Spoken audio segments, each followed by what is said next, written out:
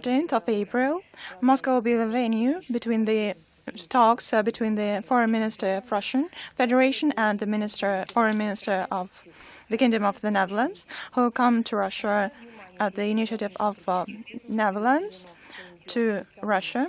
The main attention will be given to the bilateral relations. They will also be talking about the issues of international and regional agenda under the consideration of the UN Security Council, where the Netherlands has been the non-permanent and non-permanent member from 2018. I would like to remind you that it will be the first visit of the Foreign Minister of the Netherlands since he has been designated to the post of the Foreign Minister. On the 14th to 15th of April, an assembly of the Council for Foreign and Defense Policy will be held. This is a governmental organization bringing together the representatives of the academic, expert community, diplomats, servicemen, entrepreneurs, journalists, and public figures. The main topic of the forum is the unity and struggle, how to progress amid the standoff of the 21st century. The participants will discuss the current issues of international relations, of the foreign policy, following the good tradition at the meeting of the Assembly on the 14th of April. Foreign Minister of Russia, Lavrov, will talk about the key aspects of foreign policy and will talk about the changes that are taking place now. Russian ministry attaches great importance to the cooperation with this council. This organization is the longest-standing, longest-working Russian NGO that is responsible for the study of international agenda and security, and for elaborating the practical recommendations for different ministries and for the foreign ministry as well. On the 16th of April, the Moscow State Art Gallery of Ilya Glazunov will be a venue for the exhibition dedicated and ceremonial opening of the exhibition of the painter Glazunov. In 1973, Glazunov visited Chile and he met some prominent members and leaders of the country, like President Salvador Allende. And the result of the work of this visit was a series of work capturing the collective vision of the Chilean people, simple workers and young people and political leaders. This opening of the exhibition was dedicated to the visit of the Russian artist to Chile in 1973.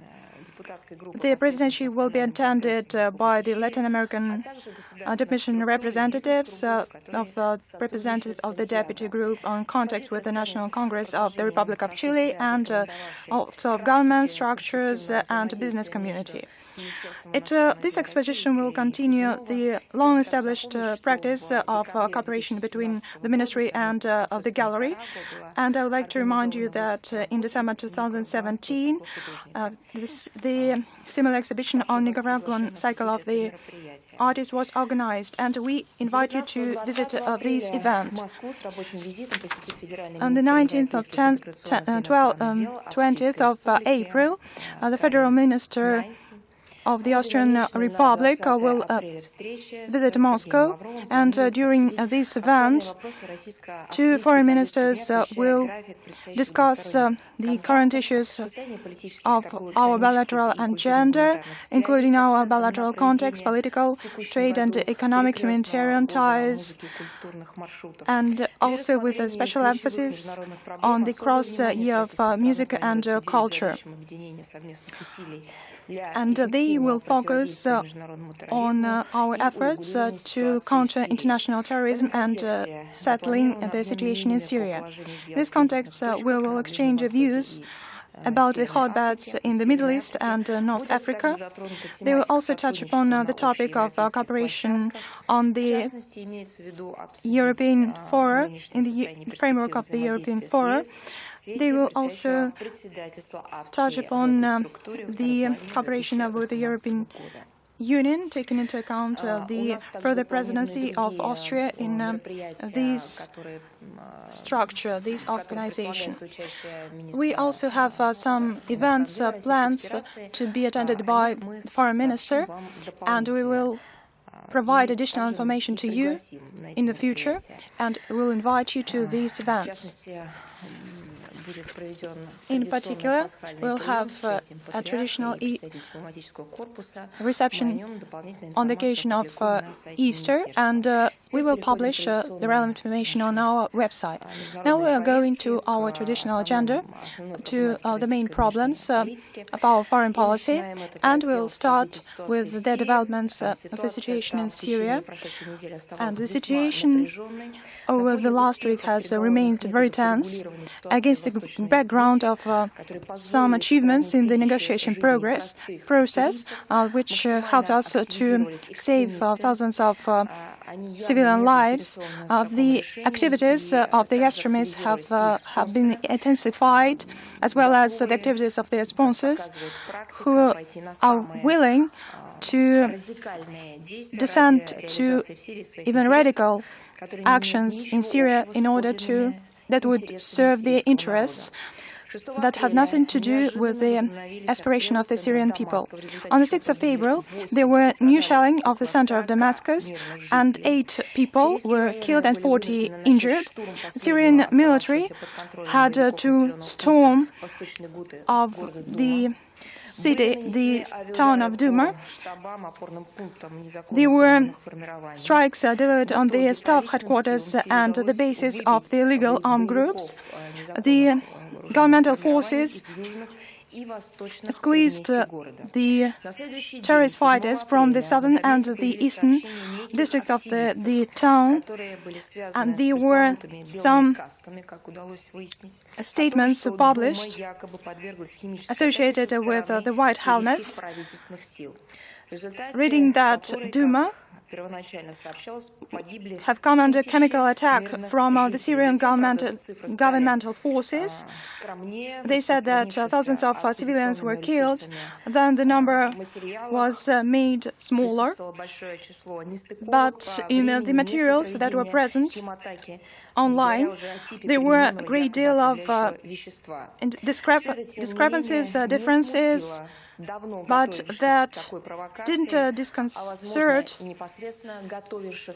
the political community that were prepared for such a provocation.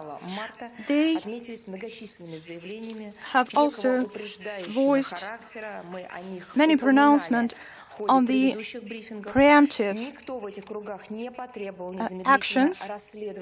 Nobody in this community demanded the imminent investigation of the situation and raised no doubts about the footages filmed at the time showing children and adults pouring water on themselves and in this way allegedly demonstrating the use of the chemical weapons. This information was taken at face value, even when they showed the half-ton bomb that was on the need bed and in a room with blown-out frames with intact windows, glasses, and a lot of people started to call for the punishment, that the official regime of Damascus should be punished. There was a threat about the further tough reaction against Syria. I would like to say that the threat voiced against the UN member is a flagrant violation of the UN Charter. These were the pronouncements by the United States and France. And against the backdrop of all the statements voiced by the permanent representative of the ESA, we'd like to raise a question of whether it is legitimate to use force against a sovereign state.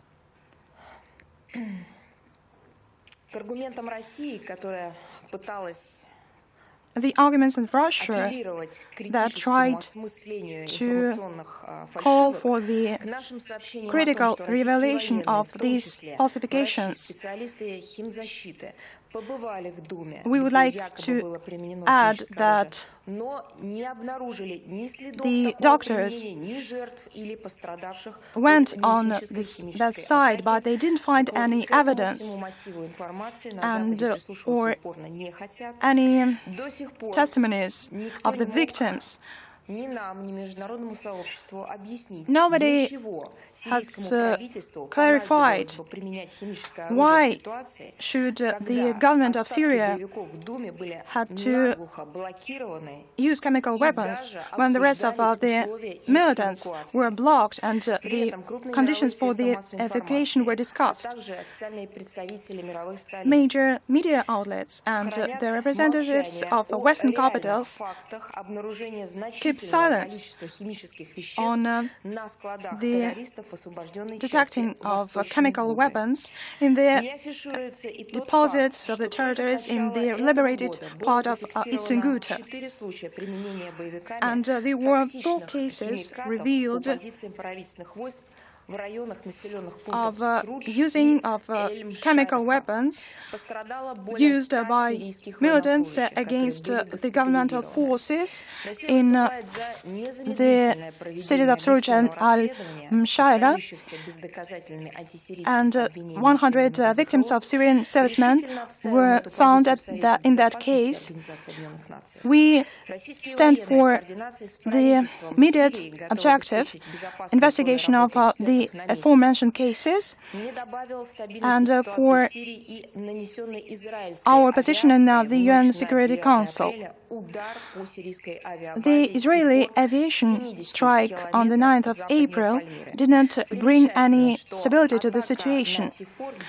This was an attack at T4 in 70 kilometers to the west of Palmyra, and it's worth noting that this attack coincided with the intensified operation on the part of the terrorists. Washington continues to voice explosive warmongering statements that are fraught with the dangerous escalation. They are not only against Damascus, but they say that Russia is protecting al-Assad's regime and that it is to bear responsibility for his crimes. This is voiced by the leadership of the United States,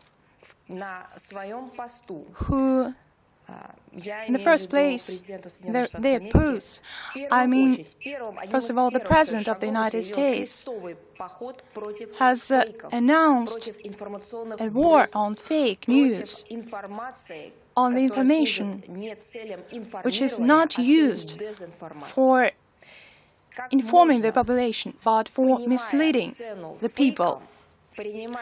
How can we take this very important decision about using the force in this case when we do not have the clear picture before our eyes, and we call all the responsible members of the international community to seriously consider the consequences of such accusations, such threats, and the planned actions. Nobody authorized Western leaders to take upon themselves roles of world policemen and also of investigators, attorneys, judges, and executioners. Our position is utterly defined.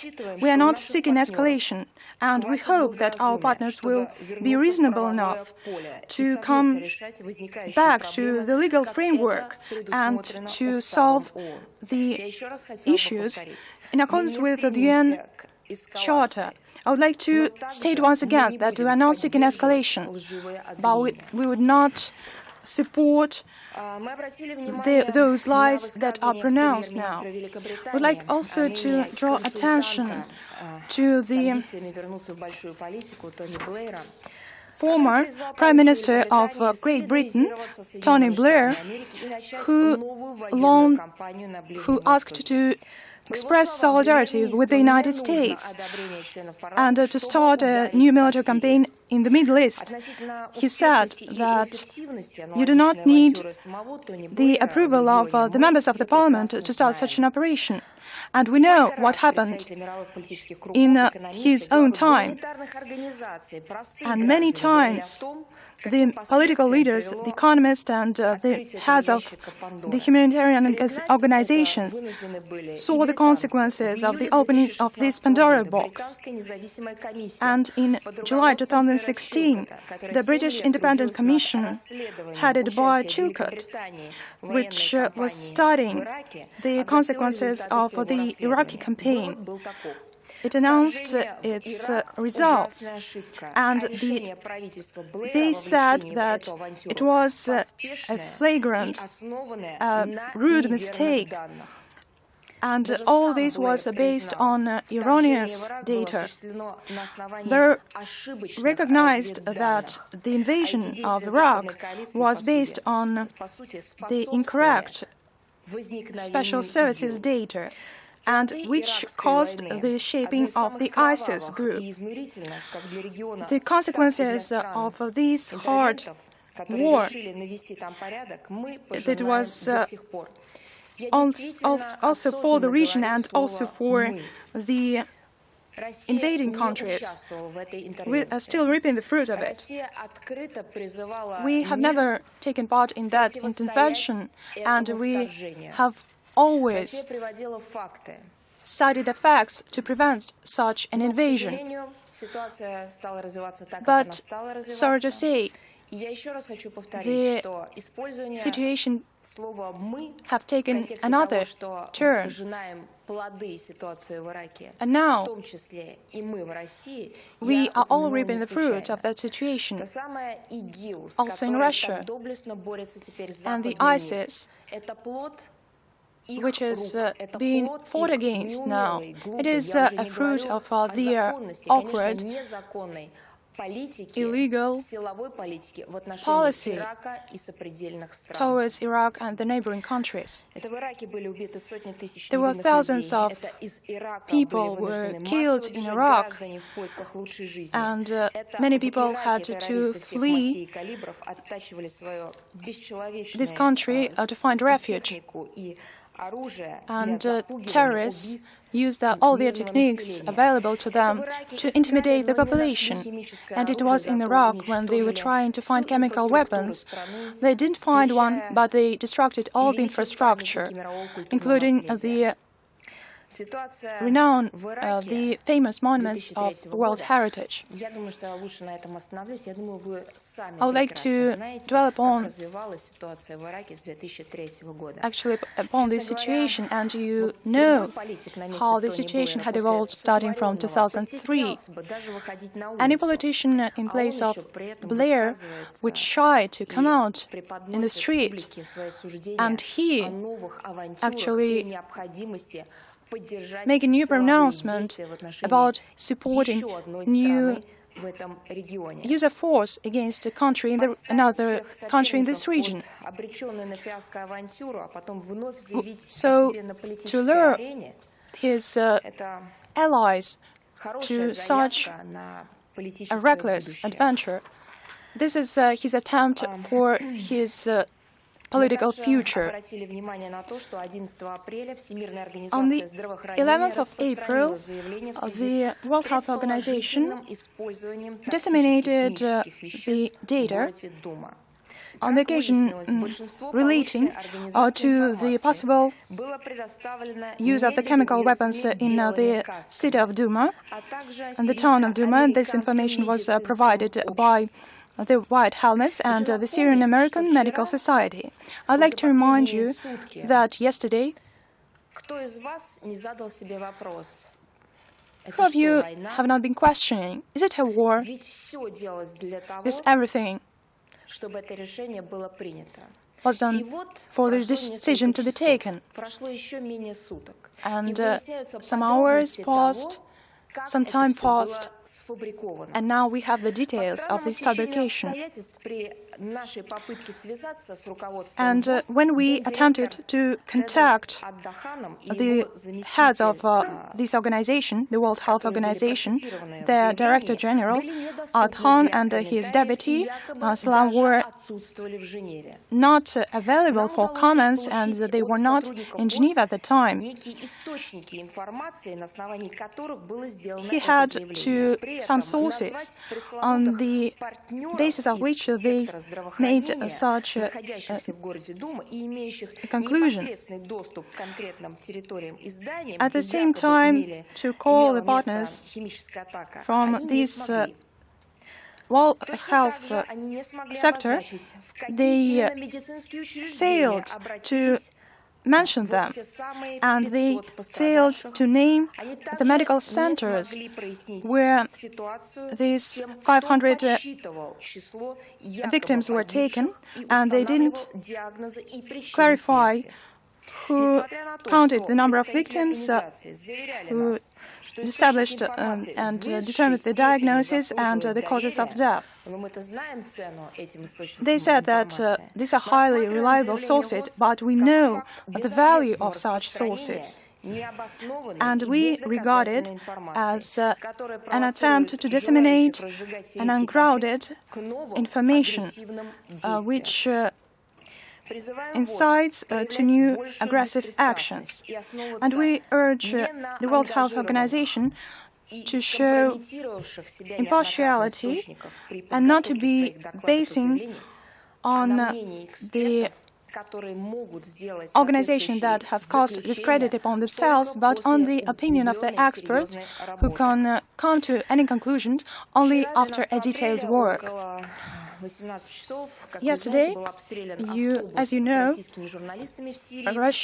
bus with the Russian journalists was shelled, and one of the correspondents of the NTV TV channel and one Russia and Zvezda TV channels were injured. They were going to Damascus, returning from Eastern Ghouta, and as you know, and it was commented by the Defense Ministry, all the injured received medical assistance, and they feel good now, and we wish them speedy recovery and return to their work, for us to be able to get information, first-hand information from Syria. Now we are turning we go to another issue, which is also complicated, Skripal's case. It is not a secret what information campaign, or rather war, was unleashed by British authorities against Russia on so-called Skripal's case. They used all types of forces and means of propaganda, and this anti-Russian campaign, I think we haven't seen for a long time. British authorities ignore the norms of international law, the principles and ethics of human ethics, on the backdrop of their silence and the multitude of different comments of political nature from the very beginning. Simultaneously, also against Russia, we receive every time new and new versions of what is going on, and we know various discrepancies and fakes, misinformation that nobody is going to refute from the British authorities. This massive propaganda campaign uses all types of media and communication, is perfectly fitting the strategy of Great Britain against Russia. The authorities of this country unleashing a targeted campaign on distorting the reality. Why do they do this is pretty much clear. Great Britain, if they wanted to go into the details of what happened and argue what happened and analyze the discrepancies in this case, then the assurance in some involvement of Russia wouldn't be so real and clear, and everyone would ask themselves a question that we all have to ask London, what happened in Salisbury on March the 4th, the former colonel of the Russian intelligence service, who worked for British special services, and from 2010 he lived in Great Britain. He served part of his sentence for his crime committed in Russia, and he was voluntarily extradited to Great Britain. He was pardoned by the president and was exchanged within the program of exchange of the spies. And his daughter, Yulia, the citizen of Russia, who constantly lives in the Russian Federation, as we got to know out of the blue in a small city in Great Britain where neighbors know each other and pay attention to everything what is going on there in the city, which is not a center of tourism or pilgrimage. They were poisoned, as we are told by Great Britain, by one of the strongest nerve gases classified in the West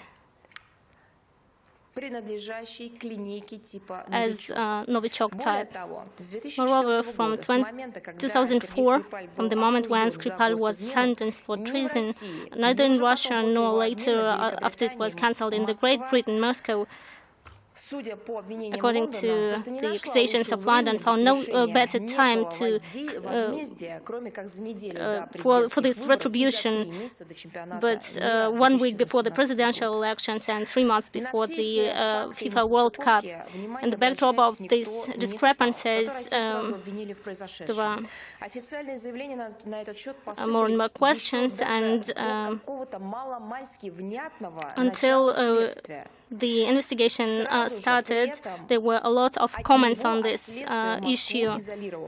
Moscow was isolated from the investigation at all. They learned a lesson from Litvinenko case, probably when initially Russia was involved in the investigation, and it complicated the case. There are clear analogies with this case. It was announced by BBC on 6th of March. BBC made the parallels with the poisoning of Alexander Litvinenko. But there is one important nuance. This case is not a standalone case. At that time, at least, we saw some images of Litvinenko, at least his picture. As for Skripals, until now, only months has passed, nobody saw them. There is no chance to contact them somehow, neither through media or Russian channels, even though Russia sent a lot of notes and was always said no. Well, nevertheless, Russia is not standing aside. If London doesn't want to listen to our request to be involved in the investigation, at least the scale and incoherence of the comments by the authorities, and a lot of leakages, stupid leakages, we have to somehow participate in this case. There are no doubts that everything that is going on there is badly planned and strangely realized from the point of view of logic and logistics, a provocation against the Russian Federation.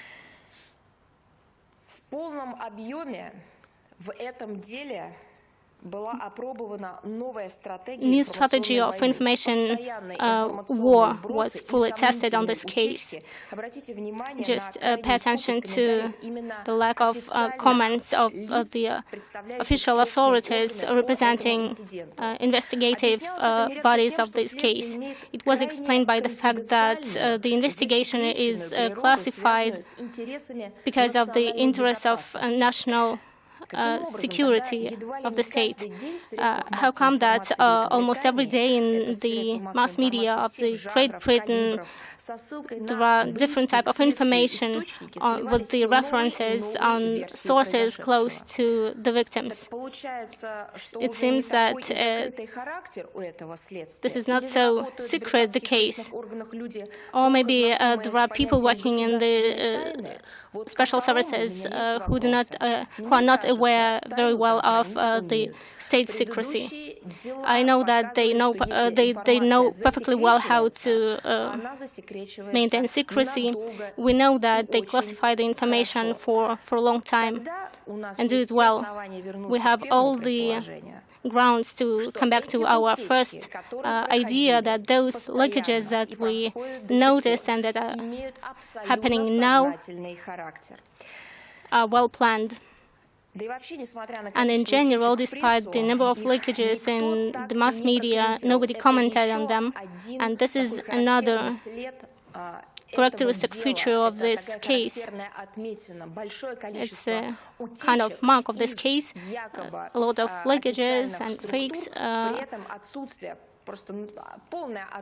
supposedly from the authorities.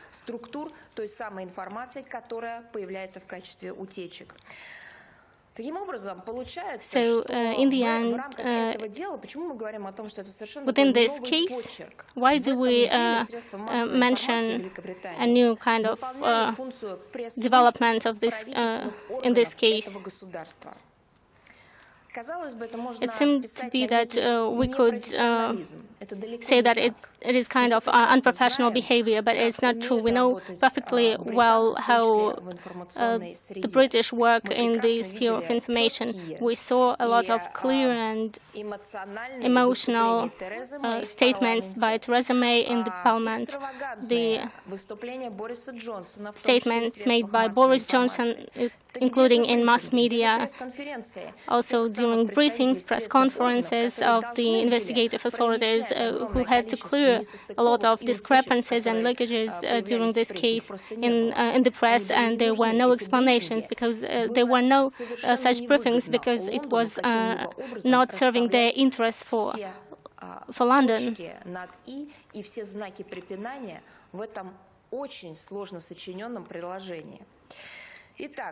It was too complicated for them. So the number of versions of what had happened according to the British media, and the number is impressive. On March 5, the Salisbury Journal informed that emergency service think that that was fentanyl, the toxic agent, and restaurant Zizi confirmed this. Telegraph said the same. Then the comment was deleted. Nevertheless, it was kept in cache of Google. What kind of data was published there? Why they decided to delete it? On March 6, nothing is known. Boris Johnson preliminary says in the parliament that country will strictly respond to any involvement of Russia into this incident. So they took the decision. They announced that on March 7, Scotland Yard announced that Sergei and Yulia Skripal were poisoned by nerve gas, and the police doesn't mention what type of toxic agent was used. And Daily Star published that probably it was done by a killer. March 8, a Metro publication say that food was poisoned. Then March 10, they said that the restaurant was poisoned restaurant Zizi, and they proposed to clean their stuff. The recommendation is published on the webpage of the government of Great Britain, and they mentioned that they are talking about the poisoning of the by the most dangerous agent, and the authorities, after 6 days, just say to clean their clothes. Daily Mail, the same day, informs that the flowers left on the cemetery could also be poisoned. March 11, new version by Express magazine. The delivery was poisoned, received through the courier service. March 12, Theresa May said that it was combat nerve gas used for poisoning of the victims. And then now it's clear that Skripal and his daughter were poisoned by nerve gas developed in Russia. It's type Novichok, based on positive identification of this chemical agent imported down, and considering that Russia produced this agent before and still has the possibility to produce it, as well as considering previous financed by Russia killings, and according to our evaluation that Russia has the motive for this, the government decided that Russia highly probably used it against Sergei and Yulia Skripal, and there is a clear explanation of what happened. Either it is a direct action of the Russian Federation against our country, or the Russian Federation lost control over this dangerous nerve toxic agent, and it got into the third hands. And March 13, Mail Online provides new version of the events. The substance was put on the handle of the car.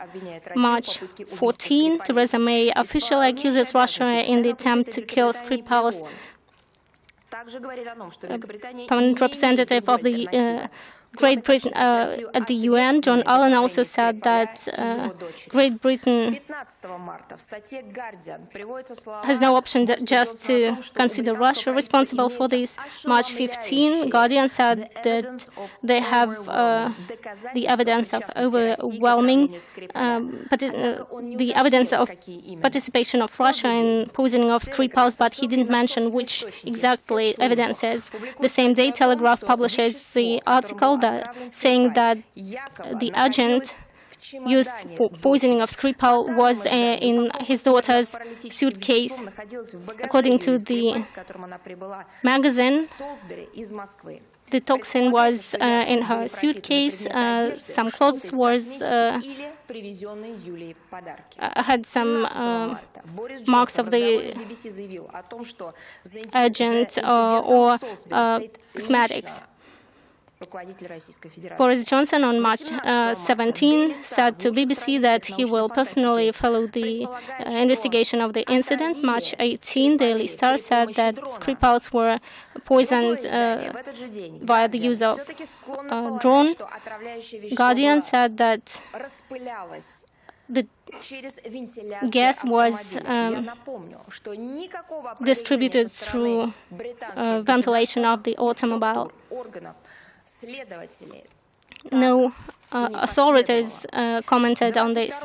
March 22, in the comments, the outcomes of the EU summit said that there are no other explanation but to accuse Russia in doing this. 28th of March, British police informed that Skripals were in touch with Novichok at their home because the biggest concentration of the agent was identified at the door handle. At home, 29th of March, Foreign Office accused Russia in distribution of misinformation through development of various versions of what happened in Salisbury. So it seems like we have a lot of versions of what happened.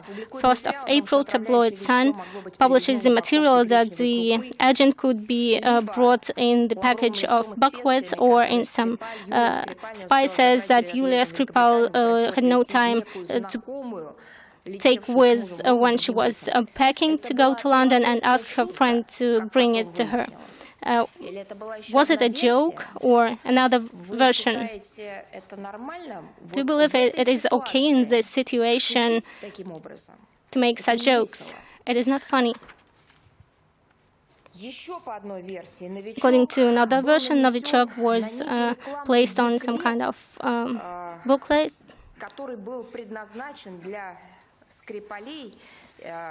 advertising materials that was meant for Skripal. This version was published in British press, New York Times, referring to some authorities, said that the door and placing the toxic agent on the door handle is a good idea, and only Russians could do that. Whether it was the instruction was given personally by the president of the Russian Federation is explained by the fact that he can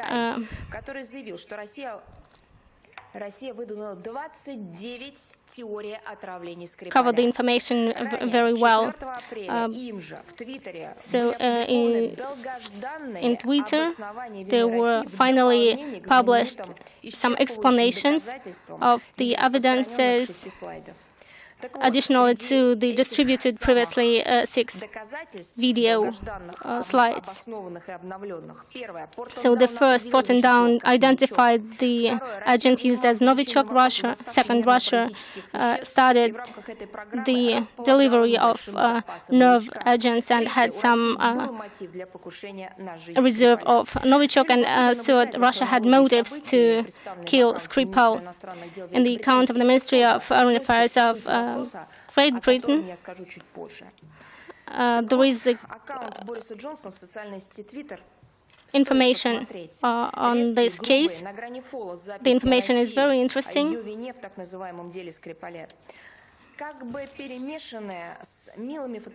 Russia's fault on what happened in Salisbury, mixed with other interesting pictures of what is going on in his life.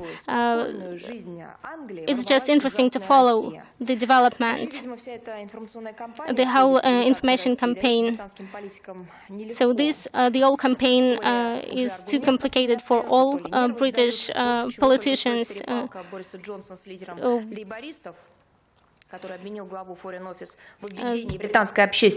Just take a look at Boris Johnson's fight with the head of the Labour Party, who had another interpretation of the Fortin Down conclusions. So Boris Johnson accused the head of the Labour Party that he supported Kremlin and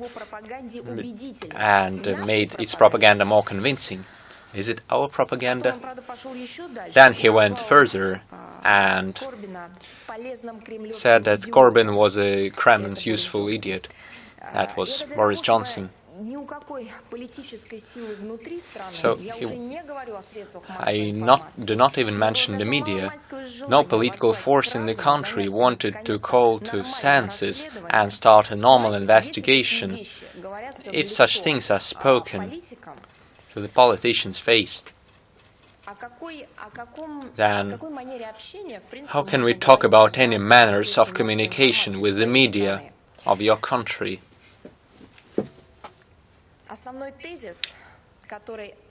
The main argument, which more or less was used in all of this information campaign, is that the official British position requires no proof. You should just believe in it. Moreover, this is exactly what the British diplomats say when their colleagues ask them on when they are going to provide the proof. They just say, "Don't you believe us?" And it is worth talking about the situation on the origin of so-called Novichok. As was mentioned before, the first mentions of the use of this substance were made by Theresa May on the 12th of March, and ever since, in spite of Russia's calls to deal with the situation and investigate it, at least in some way, and to discuss the information on the Russian origins of the substance, nothing was done. It was not put under any doubt. On the 4th of April, the head of the Porton Down lab gave an interview to Sky News in which he said that the experts managed to identify the substance as belonging to the Novichok type, as called in the West, but they could not identify its origins, but they passed the data to the government, which later used the information from a number of other sources and made its final conclusions. What other sources could be used to get the information that requires specialized chemical and lab analysis? Does Britain have any other labs except Porton Down? That's something new. Neither the Foreign Office nor the Internal Ministry have such capabilities for studying and analyzing, at least we were told so, to analyze this substance. So if the Porton Down lab could not determine the origin of the substance, then what other sources were used by the British government to get such information and make their conclusions? At the same time, the head of Porton Down lab refused to confirm or deny that the lab had samples of the substance, saying that no such thing could originate from their lab. Take a look at this. So were they producing or developing such substances, or could they not leave the premises of the lab? These are different things. The saying is so vague that it does not provide an answer whether they produced it or not, and if they did, only then it could not leave the premises of the lab. Following the interview, there was a reaction by Foreign Office, and they declared that from the very beginning, Foreign Office made it clear that the Porton Down experts identified the substance used in Salisbury as a military-grade Novichok nerve agent, but this is only a part of the picture based on intelligence data. As declared by Theresa May in the House of Commons from the 12th of March, their conclusions are based on the fact that for the last 10 years Russia was studying the ways of delivering nerve agents, possibly for political assassinations. They say Russia also produced and accumulated a number of such substances. And Foreign Office repeated that, keeping in mind Russia's reputation, there was no other explanation for Salisbury incident other than Moscow's responsibility for this daring action. How do you like this legal basis? We don't know who did that. But since we do not know who did that, and we have no proof that it was done by anyone at all, we come to the conclusion that it was Russia. What rules of international or national law say this? Do they have a chapter on such accusations, which are not based on their suspicions? They are based simply on the fact that there are no other logical explanations.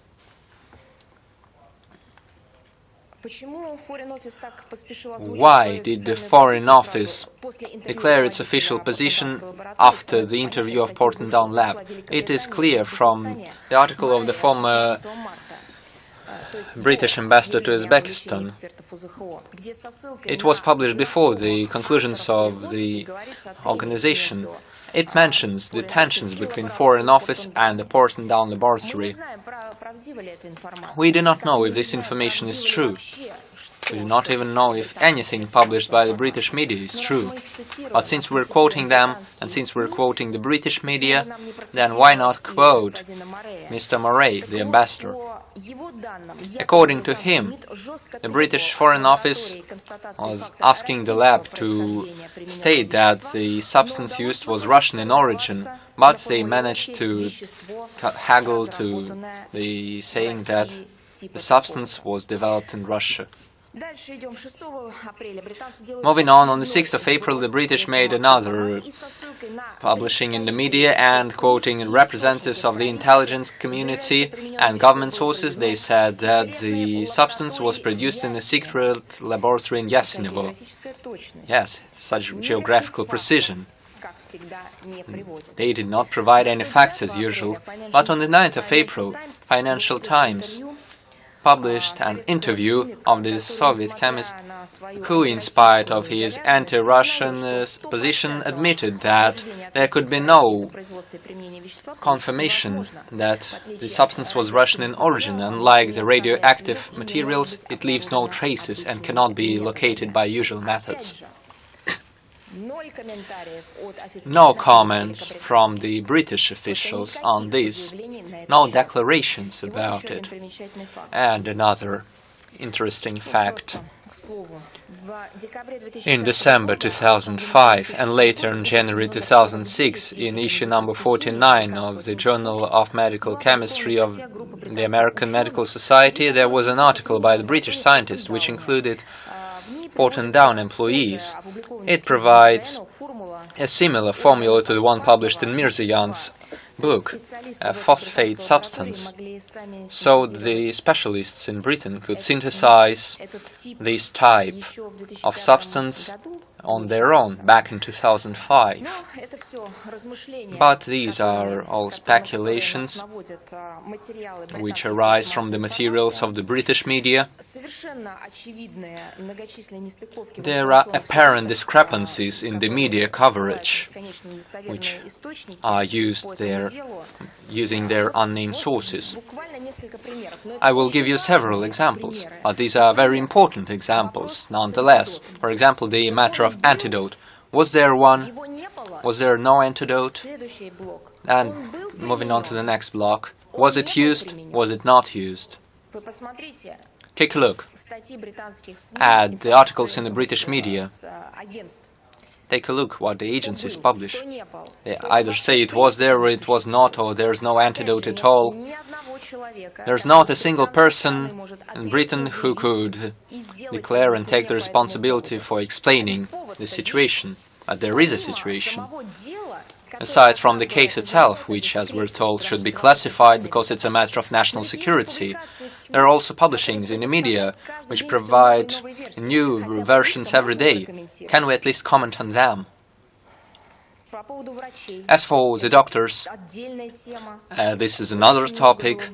There were many publishings on the doctors who are refusing to provide aid, and we don't doubt the capabilities of British medical field, but listen, what are these doctors? Who are the doctors who work with military-grade poisonous agents, either using the antidote or even without one? Is some kind of miracle. And the leaks, of course. Now, following a close briefing for the intelligence community in Britain on the 6th of April, according to the data that was leaked following the briefing, we know that the hospital in Salisbury, where the Skripals were delivered, also had doctors who were prepared to provide aid to the victims of chemical weapons. This is another miracle. And then begin the manipulations on the antidote, on whether it was used or not, and how it was applied, and so on. The next topic that was covered by the British media, but we do not know the answer. What were they poisoned with? Was it one substance? Was it a group of substances?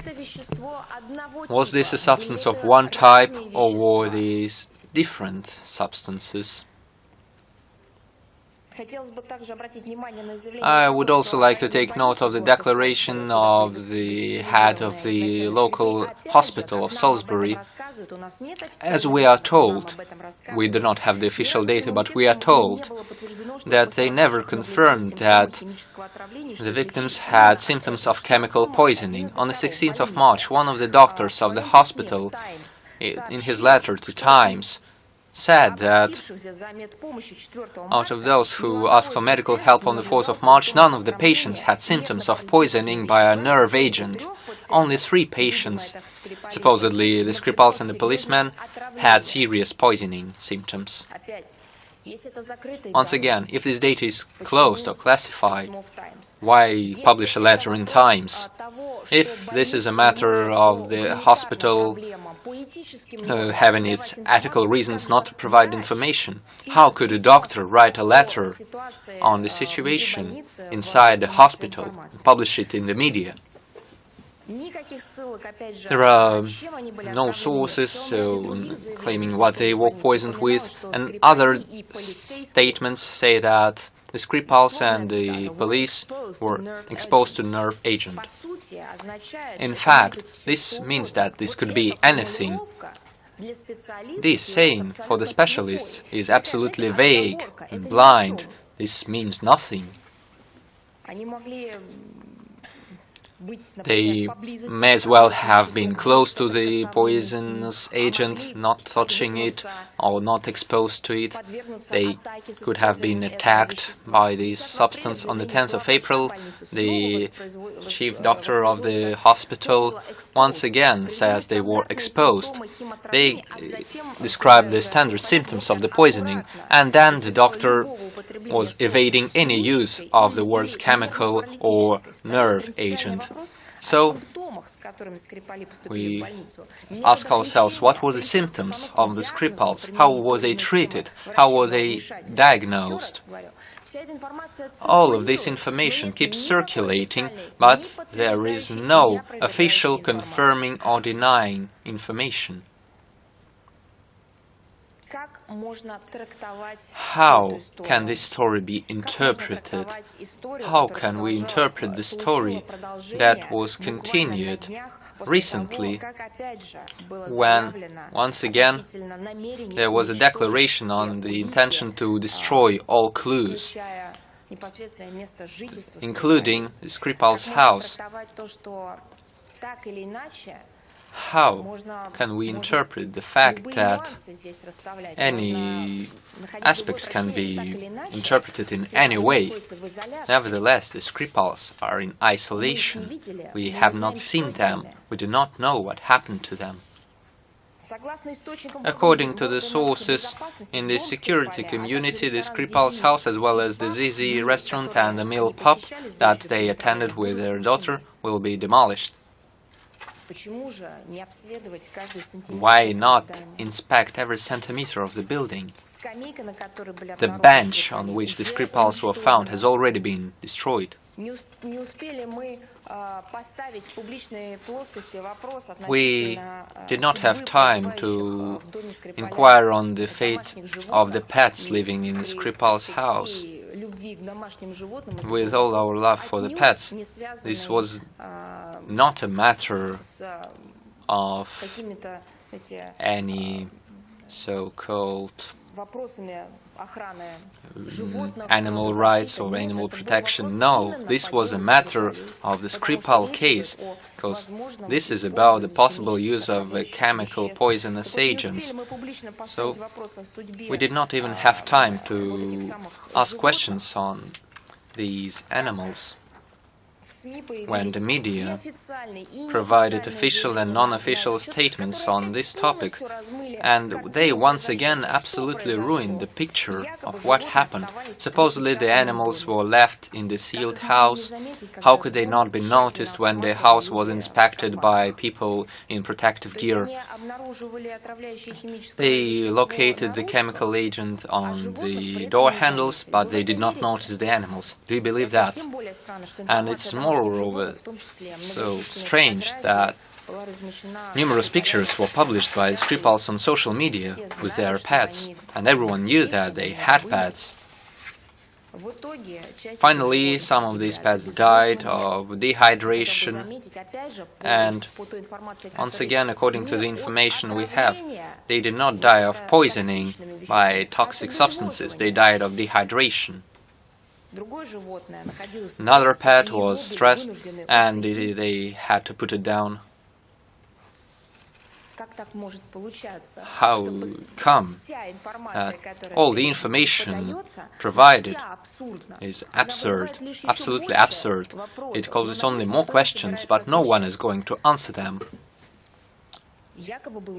Supposedly there was another pet, but it was not located at all, neither before nor during the incident.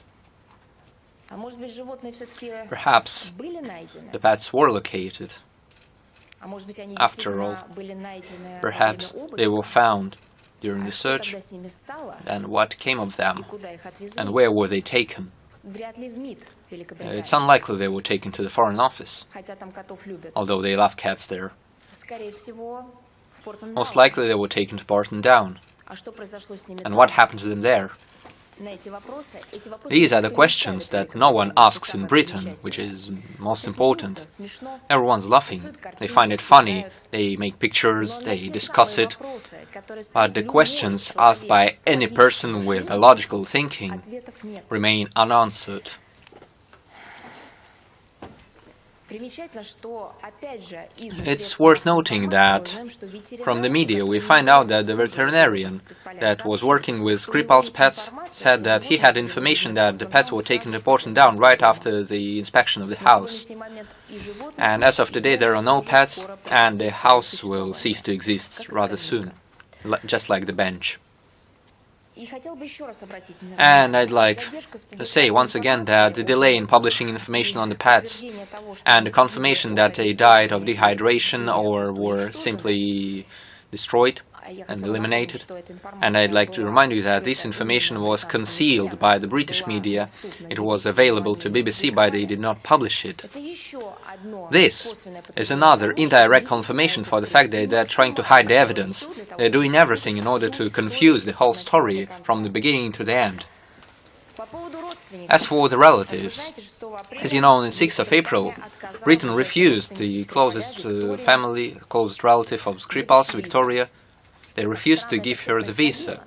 Under strange circumstances, there were no declarations on the reasons, on the way of the refusal, on whether she could apply for the visa once again, or whether the decision was final. Every agency in Britain had their own version, some through leaks, some through talks with their trusted journalists, some through redirecting the questions to other agencies. What is strange here? You do not want to give the visa. You do not wish to do so. This is not a matter of national security. Then talk about it. They're not doing that. Once again, a million of versions. We understand that the formal explanation on the reasons on not giving a visa is backed by their own political agenda. I say once again that up to this day, the Skripals have no contacts with outer world, with the outside world. In violation of the rules of international law, we do not have access to the Russian citizen, as reported by Times and other newspapers. And this is another topic. The Skripals will have an opportunity to change their names and move to one of the countries of the Western Five-Party Intelligence Alliance. And on the 11th of April, we found out that Yulia Skripal was transferred to a military installation hospital. Why are they doing all of it? The answer is simple. They want to constantly support this topic afloat, while not answering any question on the essence of the case. On the same day, Scotland Yard, in the name of Yulia Skripal, published certain declaration saying that she did not want to communicate with the media, and she asked her sister Victoria not to come to London. Then, and may we ask a question here? Why then was Victoria Skripal was refused to come to the country, while not motivating this by the wishes of her sister? She was also unwilling to cooperate with the Russian embassy. Of course, we would like to get proof that this was really said by Yulia Skripal. There are doubts about that, after all the hell that's going on in the media of Britain and declarations of the British politicians. As it was noted in the official comment of our embassy, the text is designed in that way for proving the official position of the British authorities in order to avoid any contacts of Yulia with the outer world. And any one of the relatives and the friends of Skripal, of Yulia Skripal, they do not maintain such contacts, so this is surprising, this strive. And so what family we are talking about? And it sounds very strange that no one is talking on my behalf. If it started like a detective story, now it looks like a thriller. We understand very well that real experts are working in Scotland Yard, and they have demonstrated to Britain and to all of the world the professional level.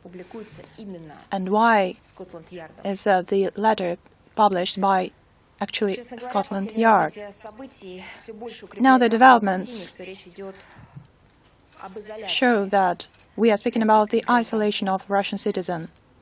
We have all the grounds to believe that it is forced detention of Russian citizens, or even the forceful participation in some staging of events. There are many questions and there are no answers. I'd like to mention the position of other countries who express their solidarity with Great Britain. Their comments and their opinions do not look not only biased, but they look awkward and absurd. On the 8th of April, Daily Express published the statements of Western politicians illustrating the transferal of verifiable data, reliable data on Russia's blame. This media outlet didn't take the pains to actually verify that the Western countries have not received any data. The Deputy Foreign Minister Tchaikovsky of Poland, he says that the extent of the information, the profundity of the information provided by Great Britain didn't matter because we saw the pattern of conduct of Russia in the past. So is it right that Poland has its own established position? And also citing one of the Polish representatives, he said that they didn't have to think much about that. But isn't it right to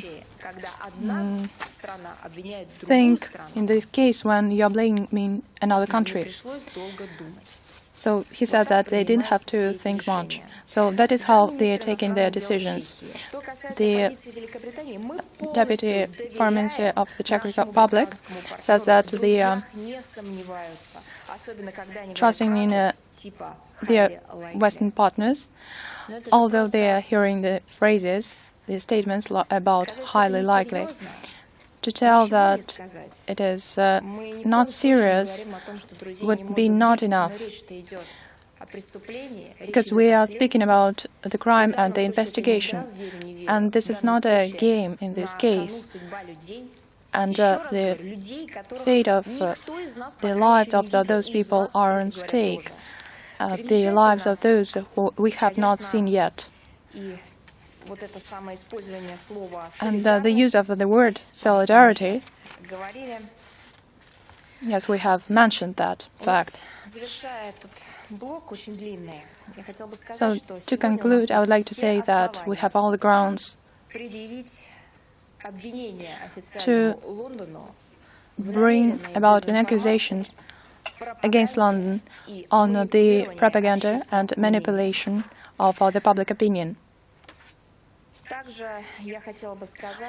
like also to say that, I'd like to repeat once again that we do not have any official information regarding the whereabouts, the consequence, the circumstances of the cases, the Skripal case. I would like to get this information from the Foreign Ministry by sending the diplomatic notes, and we urge Great Britain to give us information for us to verify that our Russian citizens are in safety, and for the world to understand that they are not hostages, that they are not actors in some kind of manipulation, that they are alive and that they could speak for themselves, for us to see something that could be used as a reliable source of information.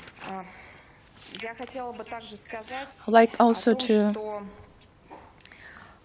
point out that we have forwarded tens of diplomatic notes to the Foreign Office that are devoted to the request to get information, then to joint cooperation, and also to the condition of the Skripals, and to gaining corresponding access.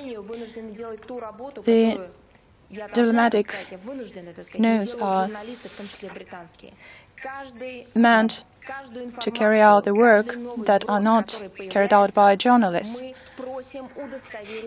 We would like to verify the information disseminated in the media. Sorry to say, not even single request to verify, to confirm or deny anything, any information, has received any answer. For instance, let's cite several examples. Last week, the competent authorities received a Russian request on the attempted murder of Yulia Skripal. This request remains unanswered. I'd like to get clarification on what is happening and on the details, and would like to clarify, because we see a statement about the substance that was fragrance-free substance on the gel substance on the handle, and we would like to see material evidence. The denial of such information is a way to conceal and to destroy all the evidence relating to the case. Mr. Yakomenko also sent a request to the head of the hospital in Salisbury in order to clarify the condition and the circumstances relating to their stay, Skripal's stay in that hospital.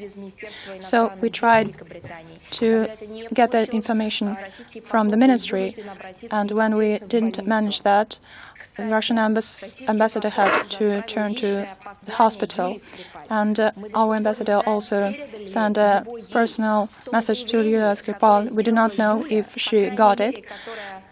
In the statement that is attributed to Yulia, which was published by Scotland Yard, it doesn't say anything whether she has received such a message from our ambassador, and we ask for clarification regarding the interception of 2 messages which were sent from Syria to Russia, which were immediately linked to Russian involvement in the case.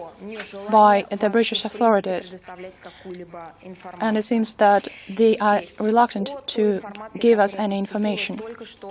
As for the OPCV data coming, on the 12th of April, the Technical Secretariat disseminated among the state members the report on the samples taken in Salisbury from the father and the daughter from the Skripals. This document confirms the composition of the toxical agent, the use of which affected 3 people, including the British policeman. This was a toxic agent which was highly pure and didn't contain any additions. This also states the fact where this statement needs further clarification, and of course we should make any conclusions having this chemical and spectral analysis results before our eyes.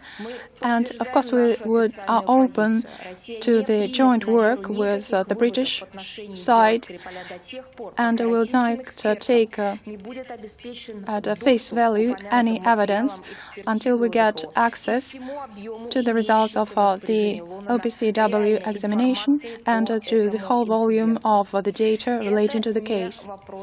This is not a question relating to trust or faith. This is a question about studying concrete, specific materials. To believe those who are citing information on behalf of other people, it is impossible now, and we are drowned in the flow of misinformation, which is supported and disseminated by official London. We do not have any grounds to believe that it is not a continuance of provocations undertaken by the British intelligence services, special services. Now we go into other topics. Russian-US relations do not give us positive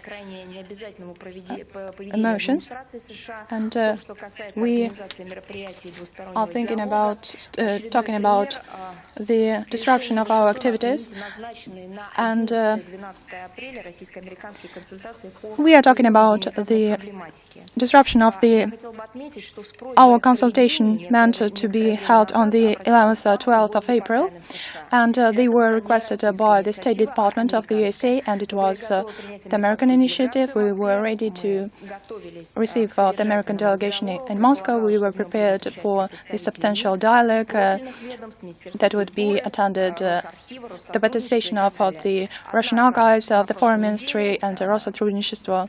But last week, when all the preparatory work was finalized, Washington informed that they were not going to come.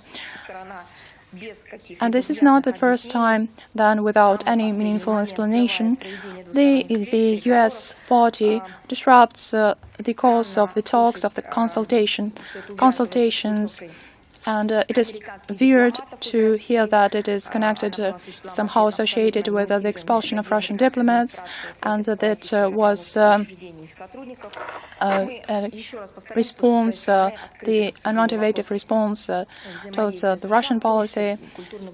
And we are open for any cultural and humanitarian cooperation with the United States, and we think that this cooperation would improve our relations and would facilitate understanding between the citizens of our countries. And we think that Washington, we hope that it will resume its pragmatic and constructive approach in building a dialogue in this area. And we received a request from the media, and we would like to comment on the biolaboratory in the post-Soviet space, We've seen many publications on that matter about the U.S. military biological activity in the territory of the former Soviet republics. And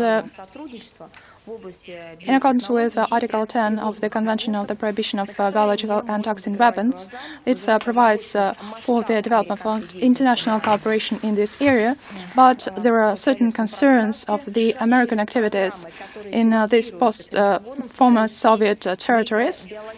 The USA creating a number of microbiological laboratories in Transcaucasia and in Central Asia. And a clear illustration is the opening of a laboratory near Tbilisi in a small town of Alexeyevka. This is a third-level biological containment laboratory that is meant to conduct experiments with pathogenic agents for causing dangerous diseases. We understand that this fact that the massive biological activities near the borders of Russia, this is a fact of serious concern, and it raises issues regarding the reasons for such activities. I'd like to stress once again that any state has a right to develop the cooperation and activities in this area, but all such activities should be in line with the international law, and any states undertaking these activities, they should understand the results and the consequences of their developments, including for their neighbors. We have also received questions to comment the sentence for Shishel. The 11th of April, the residual mechanism for tribunals, for criminal tribunals, revised the acquittal sentence to Mr. Shishel, who was accused of crimes against humanity, and he was then convicted to 10 years of imprisonment. And we'd like to remind that Shishel had stayed for 12 years in the preliminary detention center. And we're not speaking about taking into account this sentence. And although there is no material published, real sentence published, but there are materials available that testify to their contradictions. Sorry to say that this mechanism is a successor of the Tribunal of Yugoslavia, but in a very negative way. And it continues the anti-Serbian sentences, and it undermines the impartiality of international law. We believe that this residual mechanism is a temporary structure, and we hope it to be transparent and efficient in the field of justice and the terms of executing the sentences. I would also like to comment on another issue. We were asked to comment on April 10. There was the case of Seabreeze, of the Ukrainian company. According to the information of the General Consulate, the crew of the detained ship, about 20 people, mostly Ukrainian citizenships, only 2 of them are from Russia, is from Tuapse, but is navigating under Belize flag. In accordance with Ukrainian criminal law, the ship was arrested. It was accused in illegal sand mining, and according to the Ukrainian side, in the period from 2014-2018, another vessel, Pechora, was navigating there, also belonging to the same company. Representing this company, this ship is company Addis, and they are also trying to protect the company within the legal framework. The detailed information on the ship owner and the lawyers, the representative refused to give. He was given the contact information of the General Consulate in Odessa to be given to the owners of the ship, but nobody contacted the General Consulate, and there is no official information from the Ukrainian authorities about the arrest of the vessel, but we are following the information and will be ready to assist as soon as we receive the request from the people representing the ship. For already the third week, we are seeing the situation with the ship Nord. Under the pretext our citizens are being held on the ship. Kiev inventing every time new reasons not to let the crew go to their families. The cynicism of the Ukrainian authorities again clearly demonstrates this biased nature of Ukrainian authorities, and because they are claiming all the time their commitment to the rule of law, but they're just harassing ordinary people. We urge the Ukrainians to stop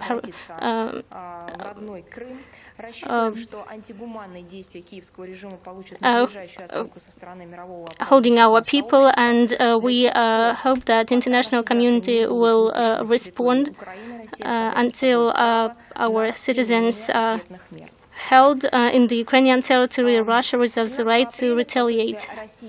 On April 17, in the embassy of Russia, will take place an event devoted to the medical center of Russian-Japanese friendship. It is the project developed together with Japanese partners. The ambassador of Russia to Japan will participate in the event, as well as the Ministry of Economy, Industry and Trade, Health, and other agencies and ministries of Japan. The participants are also heads of different centers and medical clinics in the area of medicine. The new medical center is equipped with state-of-the-art technologies and equipment. It will be created on the basis of the Medicine Center of the branch of main administration for service to the diplomatic corps and the Ministry of Foreign Affairs. The center will provide a wide range of services to Russian and the representative of diplomatic missions, representative of international organizations, as well as a bureau accredited in Russia. The aim, this project is a positive indicator that confirms a high level of Russian-Japanese relations. I would like to draw your attention to another fact, to a publication from 5th April in Vedomosti about spending of budget, about budget spending, as if there is some document and supposedly MFA doesn't provide data on its budget spending. Everything was provided in accordance with the data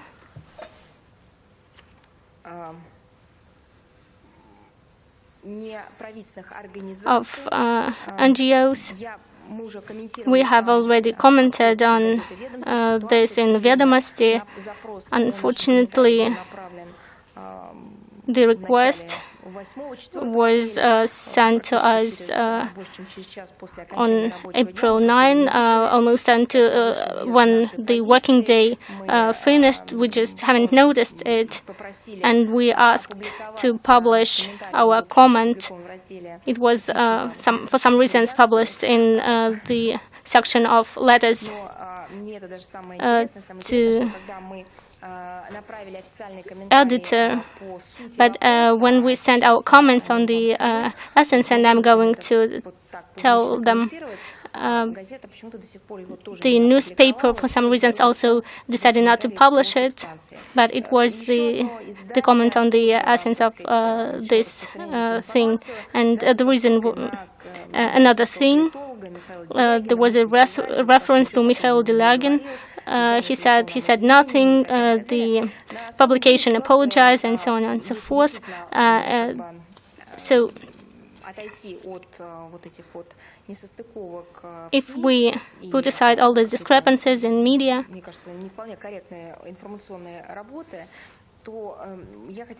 then I would say that the reality is that MFA is the responsible executor of the policy of the Russian Federation, foreign policy, and timely provides to the Ministry of Economic Development, to the Ministry of Finance of Russia quarterly and yearly reports on the realization of its program. But some information constitutes state secret, and the indicated materials are not published in the portal of state programs of the Russian Federation in accordance with the regulations protecting secret information and confidential information. At the same time, despite the specificity of the activity of the MFA that I mentioned, and the information openness is provided through internet resources, and we think that the information is given openly at a rather high level. Our actions are guided by the order of the President of 10 August 2018 about the approval of the list of MFA activities published in the Internet. Next, another issue. April 11 were established flights between Egypt and Moscow. On October 31, 2015, the specialists in the area of air security from Russia and Egypt made huge work on strengthening security in the air in airports of Egypt to prevent recurrence of the cases that had taken place before. We hope that this will help to reestablish our relations between Russia and Egypt and strengthen these relations. On the memorial complex Slavin, devoted to the liberation of Slovakia from fascists, the event took place with the participation of the ex-president of this country, heads of some ministries and agencies, representative of local authorities, and Russian compatriots, as well as Deputy Chairman of the Federation Council Committee on Economic Policy, Ambassador of Russia to Slovakia, Union of the Veterans. It is now a challenging time when our relations are being tested and the traditions of friendship and cooperation are tested for their resistance. We are grateful for people of Slovakia for remembering the role of the Red Army, liberated Slovakia from fascism, and their respectful treatment for the graves of the fallen Red Army soldiers. Now I'm ready to take your questions. Baku report agency yesterday in Azerbaijan took place presidential elections. According to preliminary data, Aliyev won. Today we had briefing with our Western partners, observers from Parliamentary Assembly, from the OC, and they registered violations, but the data is different from the statement made by the mission of the SNG. I believe that will receive some comments from the administration of the president. I would like to say that at the elections of the president in Azerbaijan, a lot of observers were present, not only observers from countries, but also from international organizations. They will make their comments, but we understood very well and we announced that what was the mood of various political forces, and it was clear that some countries accept negatively the presidential elections in Azerbaijan. We saw the same mood in some political parties and in the West. And it is not only with respect to Azerbaijan, but also with respect to other countries. We believe that there were a lot of observers, as I said, and they registered everything. They have to give their opinion that we should base upon. Yes, please. A statement made today by Mike Pompeo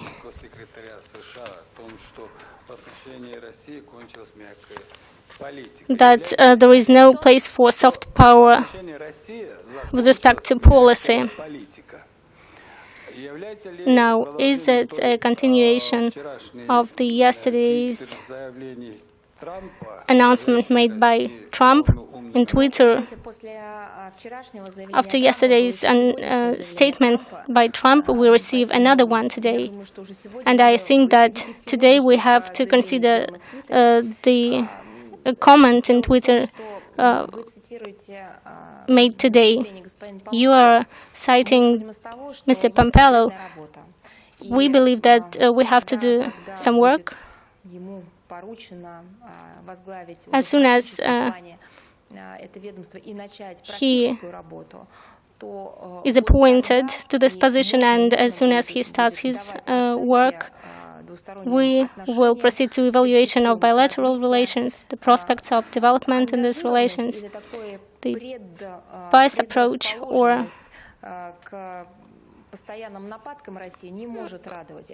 well, this biased approach cannot make happy Russia. There are some problems. If there are some disagreements, as it used to be, we have to discuss them in a meaningful way. What do we like to do to solve a problem, to improve our relations? If we speak about similar statements, I do not think that they are meant to improve bilateral relations. At the same time, we believe that we are open for meaningful dialogue. We are not closing doors, and we proceed from the fact that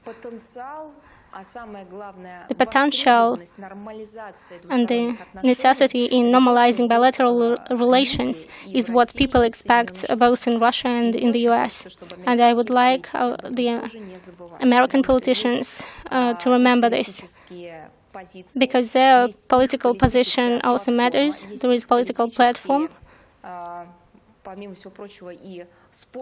and there are some discrepancies of political nature, but there are also people on both sides of the ocean.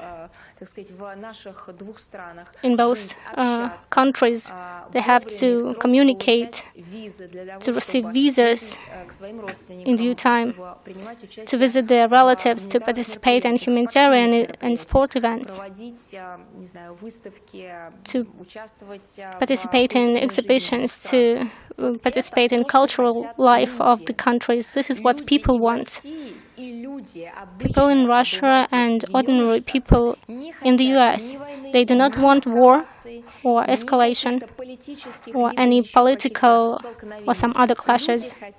People want to normalize relations, and it's evident.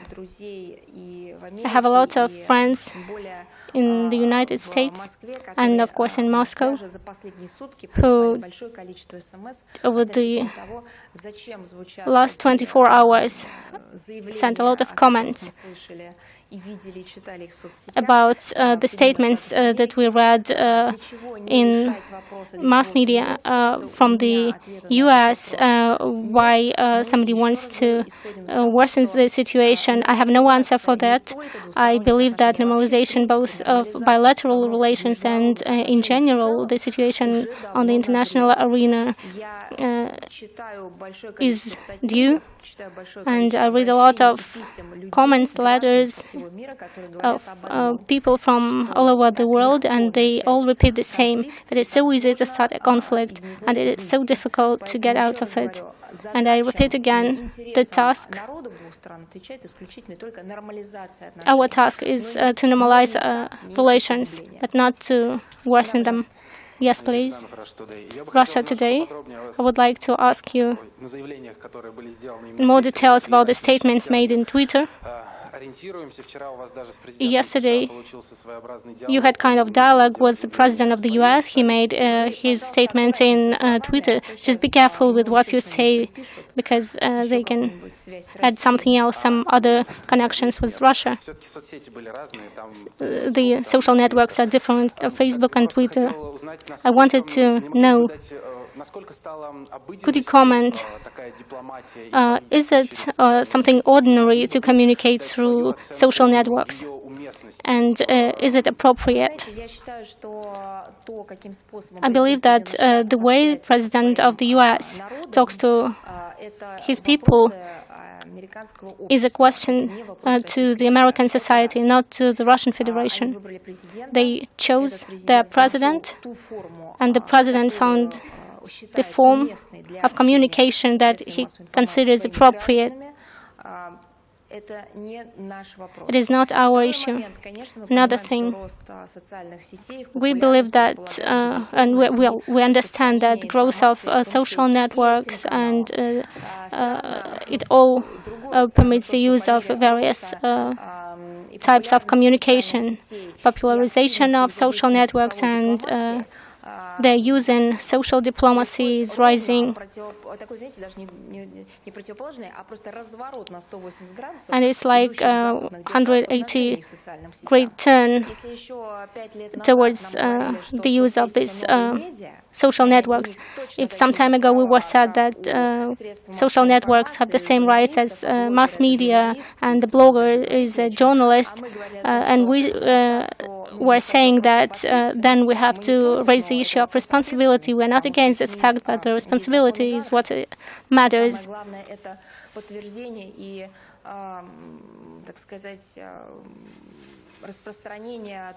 The distribution of the information must be responsibility of mass media, but they were against our position, and now London, Paris, Berlin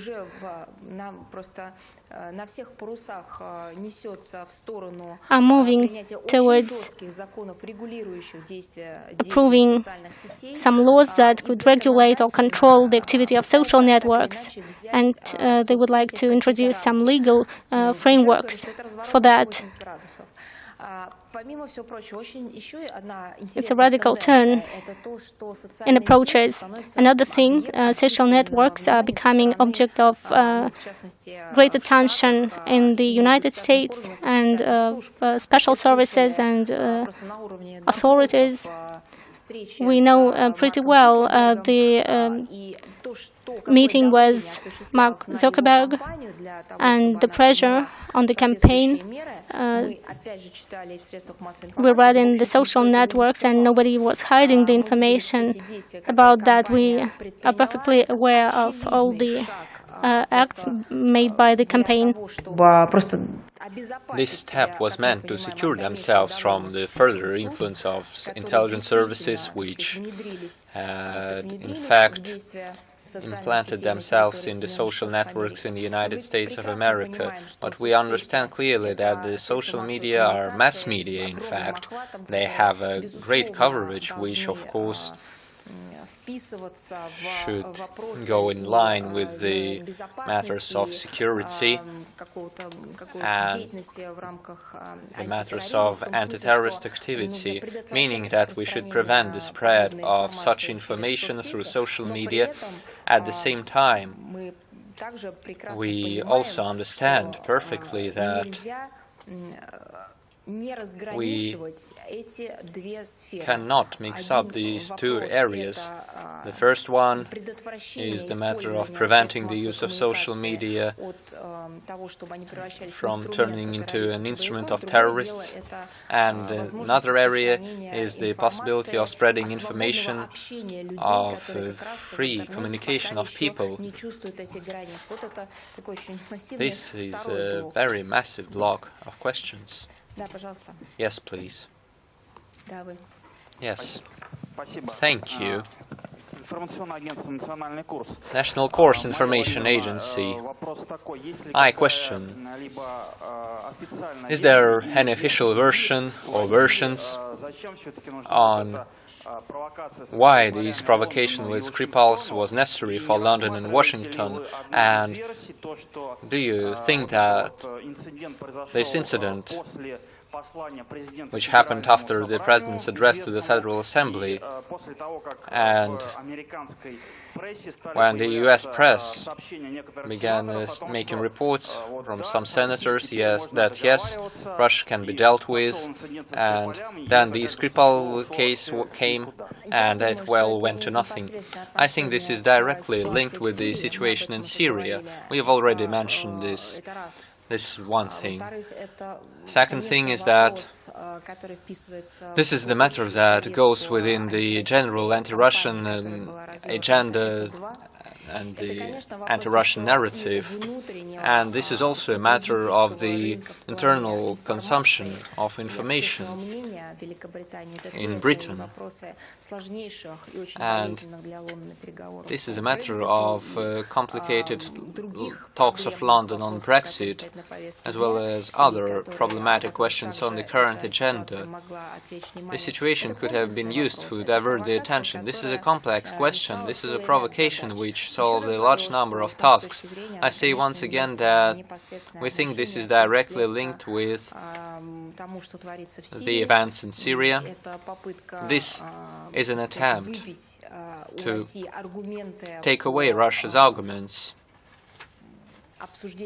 in the discussion of the matters of the use of chemical weapons in the territory of Syria. This is apparent. In fact, following the whole campaign that was unleashed against Russia due to the Salisbury incident, there was a provocation with the use of chemical weapons in Syria, where they did not just accuse us, they made very aggressive statements on the use of force. And as we mentioned today, these declarations were addressed to Damascus directly, but more or less they also concerned Russia. This is a complex provocation. It has several directions. I think this is not only our task to talk about this topic, this is up to you to find the truth. Because we, in the search of truth, have rather limited resources. I say once again, you can't even imagine the number of diplomatic notes and letters and addresses sent through our embassy in Britain. You can't even imagine that. All of this remains unanswered, but still these are the questions that are on the agenda. Why not ask them to the British, to the BBC, for example? I can see you here. Yes, good afternoon. Thank you. The Organization for the Prohibition of Chemical Weapons several hours before your briefing published a report the complete report and the light version of the report, and reportedly the full version contains the formula of the poisonous agent used in Salisbury, and the full version of the report was spread for all the members of the organization. Therefore, Russia also received a copy of the report. Did you have time to read it, and what data does it include? No, I didn't. We could only take a look at the brief version, the brief description of the report, the summary that preceded the full version. And as of the beginning of the briefing, I did not have the information on the availability of the full report. Of course, if it becomes available, and this is what we want more than anyone else, it will be studied by experts and they will provide their conclusions. But the number of questions that are currently on the agenda were named previously, and today we repeated the basic questions that we have to the organization and to the report that was presented today. Once again, I did not have the full version of the report. Yes, please. Thank you very much for giving me the opportunity. And the National Course newspaper. The National Course. Thank you. There was a recent conflict between North Korea and the United States with threats of mutual destruction. Then the story went away and North and South Korea became much closer. Now we have the same situation in Syria between the United States and Russia, and therefore I have a question. What are the current sentiments between the Russian Foreign Ministry and the Ukrainian Foreign Ministry?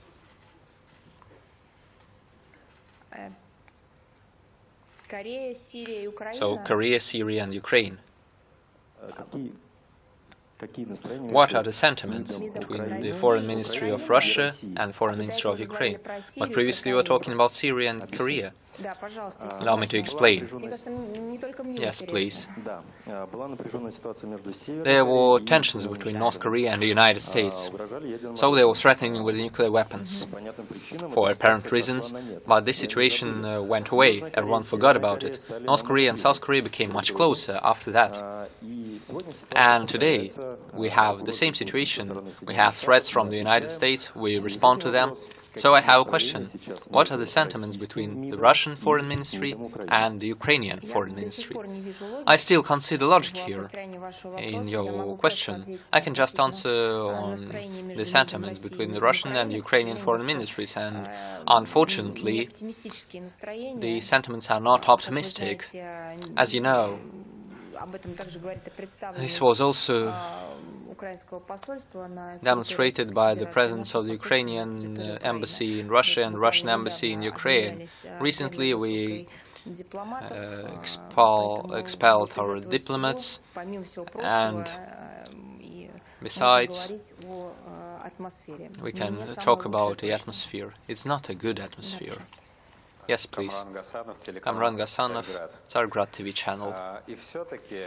And still, in your opinion, why did Trump and the US administration make threats concerning chemical weapons in Syria and saying that they would attack a sovereign state? There are numerous versions, including the versions that the industrial and military complex of the United States should use their budget, that Trump should report to the hawks in the Congress because he is under pressure. I have my personal version that several days before these threats, Ankara hosted the three-party meeting with the presidents of Russia, Turkey and Iran. Perhaps the United States is trying to break the Astana format and to make Turkey face a choice, either you're with us or against us. I cannot deny your version, but it still remains a version. I think that this is the global concept that was stated by the previous administration. It can be formulated in one phrase: Assad must go. Times are changing, presidents change, the administrations change, but this is a very suitable strategy. It simply exists, and it goes fully in line with the so-called red line that is constantly mentioned. This red line means the use of chemical weapons by Damascus. And we have already approached this dangerous line. If you remember, the same statements were made by President Obama, who tied in the strikes with the use of chemical weapons by Damascus. But back then, there was an opportunity to deprive the countries and the political forces that stated the red line of their argument, because chemical weapons did exist on the territory of Syria, and Russia suggested to the United States and the whole world community, and this idea was supported by Washington. We suggested the idea that was implemented in practice on the chemical demilitarization of the country, of Syria. So, several years later, the chemical weapons are not in Damascus' possession, but the concept remains. So, the main red line still remains, and according to the Washington ideologists, this should become the trigger which will start the implementation of the strategy. Assad must go. This means chemical weapons. Everything is the same.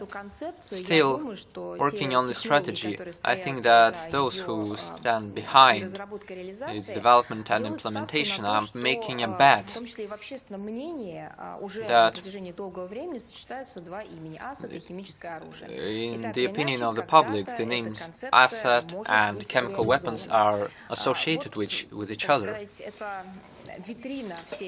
This is a showcase for the whole situation. What is the motivation of the current declarations? Whether it's internal motivation, including the spread in the international community, I think there is no direct answer. Much can be said here.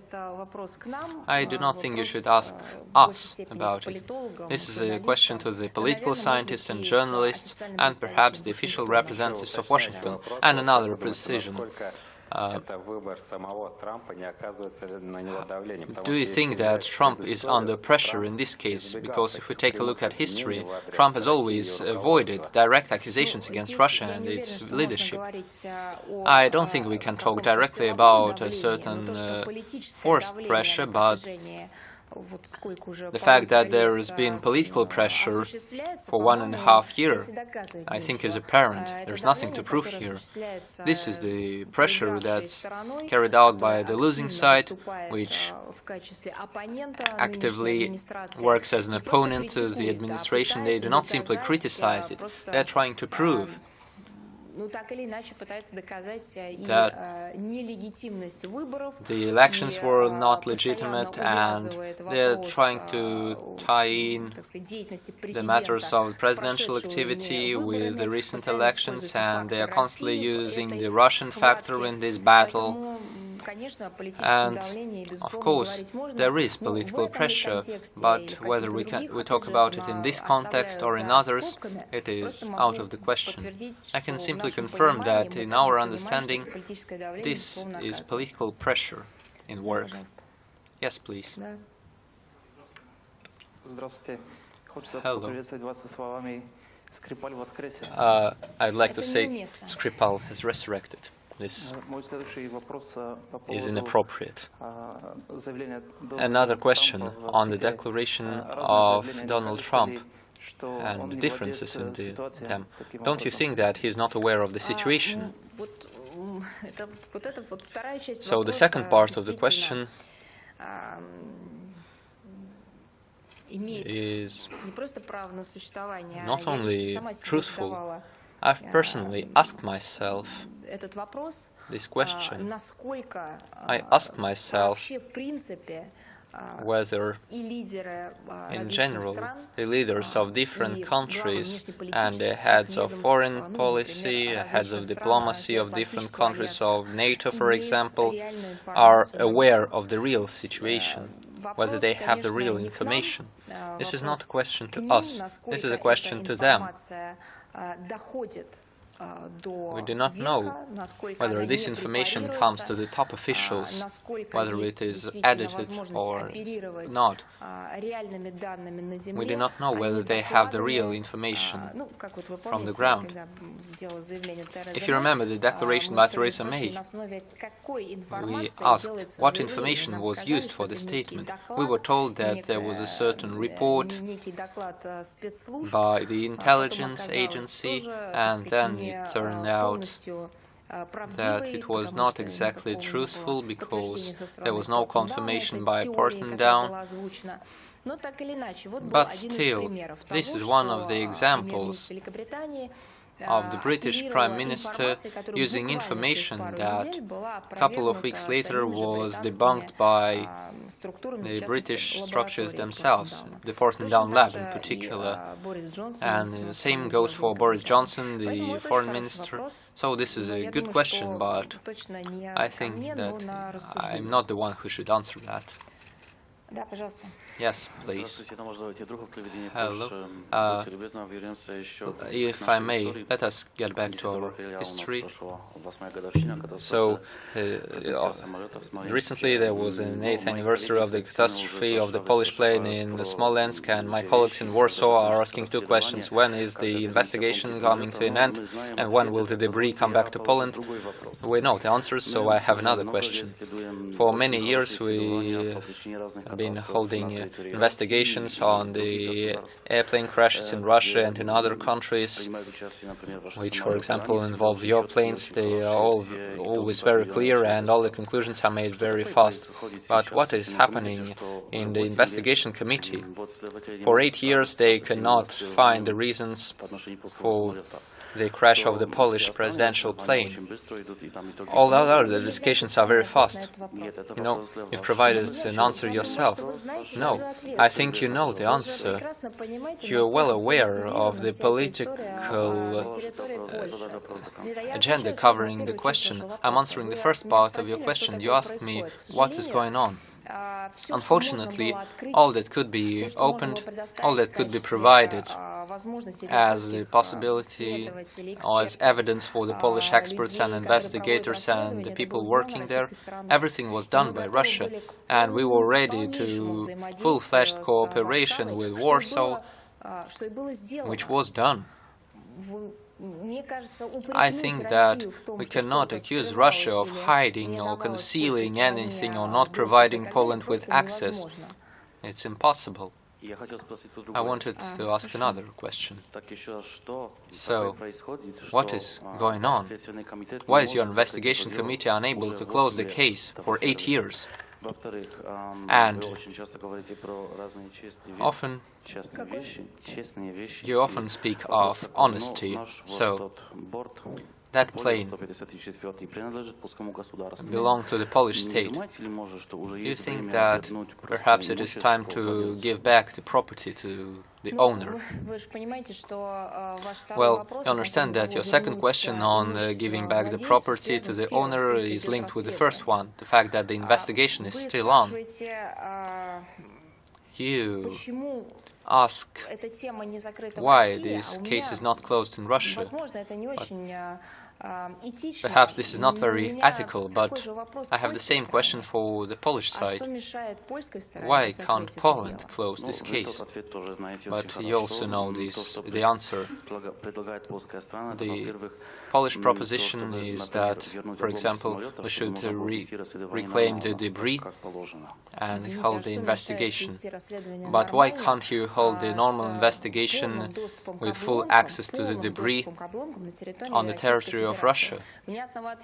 There is no clear answer from Poland. Do you think Russia would agree if the presidential plane crashed in Poland, for example, and the debris would remain on the territory of Poland? I think if you truly wish to hold a real investigation, not a politicized one, and the experts and specialists can always find a way to communicate, Unfortunately, later we saw that after an unprecedented openness and transparency of Russia and cooperation between Russian and Polish experts, we saw a whole number of political forces in Poland starting to politicize this problem. This is what we see, and I think that, unfortunately, this is the key and the answer to all of your questions. You're asking us this question, I can ask the same question to you. Why is the topic of this airplane crash, in spite of all the data provided to Poland, including the recordings that were deciphered and provided to the whole world community, they are still published on the internet, in spite of the fact that we showed maximal transparency? Why is this topic still present in Poland, and why do we always hear accusations towards Russia? No one's accusing. These are the questions. Why do you not give the debris back? I do not mean your questions. I mean the declarations of Polish politicians and the publishings in Poland. Well, you can't deny that this is how it is. They all are somehow linking the story with the accusations of Russia. And don't you think that the plane belongs to Poland and it remains in Smolensk region? And this is not a reason for doubt. How can we have any doubt if Poland has access to the plane? What does this have to do with the lack of trust from Warsaw? You're talking about trust. How can we talk about the lack of trust when the case is under personal control of the presidents of two countries? There was not only an investigation. The cooperation was much wider than just the investigation, keeping in mind the unprecedented nature of the catastrophe and the hit against Poland. The presidents did everything they could to make it as open as possible. Which presidents? And back then it was the Prime Minister, and our president died. Didn't you have a president after that? But he did not take part in the investigation. This is a fact. No, I mean the state leadership. Of course, I take my words back. I do not talk about the head of state, but still our president said and confirmed what was said, and this was said at the level of a large number of specialists and state agencies. They were all talking about it and said that any request from Poland will be satisfied access to any materials, and if you need to work with the plane debris, so if you need to work with our experts and other materials, you're welcome to do so. We are ready for it. But as of today, there is no single request from Poland which would either remain unsatisfied or which would come as of today. I do not know of any of them. I am not a speaker on this topic. Let me tell you that we have relevant experts who comment on this topic. But by constantly reading the materials of the Polish media, I am forced to get back to this topic, and every time I verify and check the information following each wave of the discussions in the Polish media, I always ask if there were any refusals to Poland to access the materials and the information on the case. As of today, there were no refusals. Except one, to return the plane. So we return into the same question that we started with. So there is investigation underway, and it hasn't been finalized in Russia. To the question why, this question should be posed to you also. Why do you have this investigation on? I would like to say once again that in any moment when Poland requests any materials or access to the debris of the plane, then it will get it. Get these materials and access. Sorry to say, but this topic has become a major topic in the Polish political life, and this is a great problem. This is not a question about finding the truth, not about working and studying the material evidence. It is a willingness to make this topic circulate. So you want us to prevent from mistakes by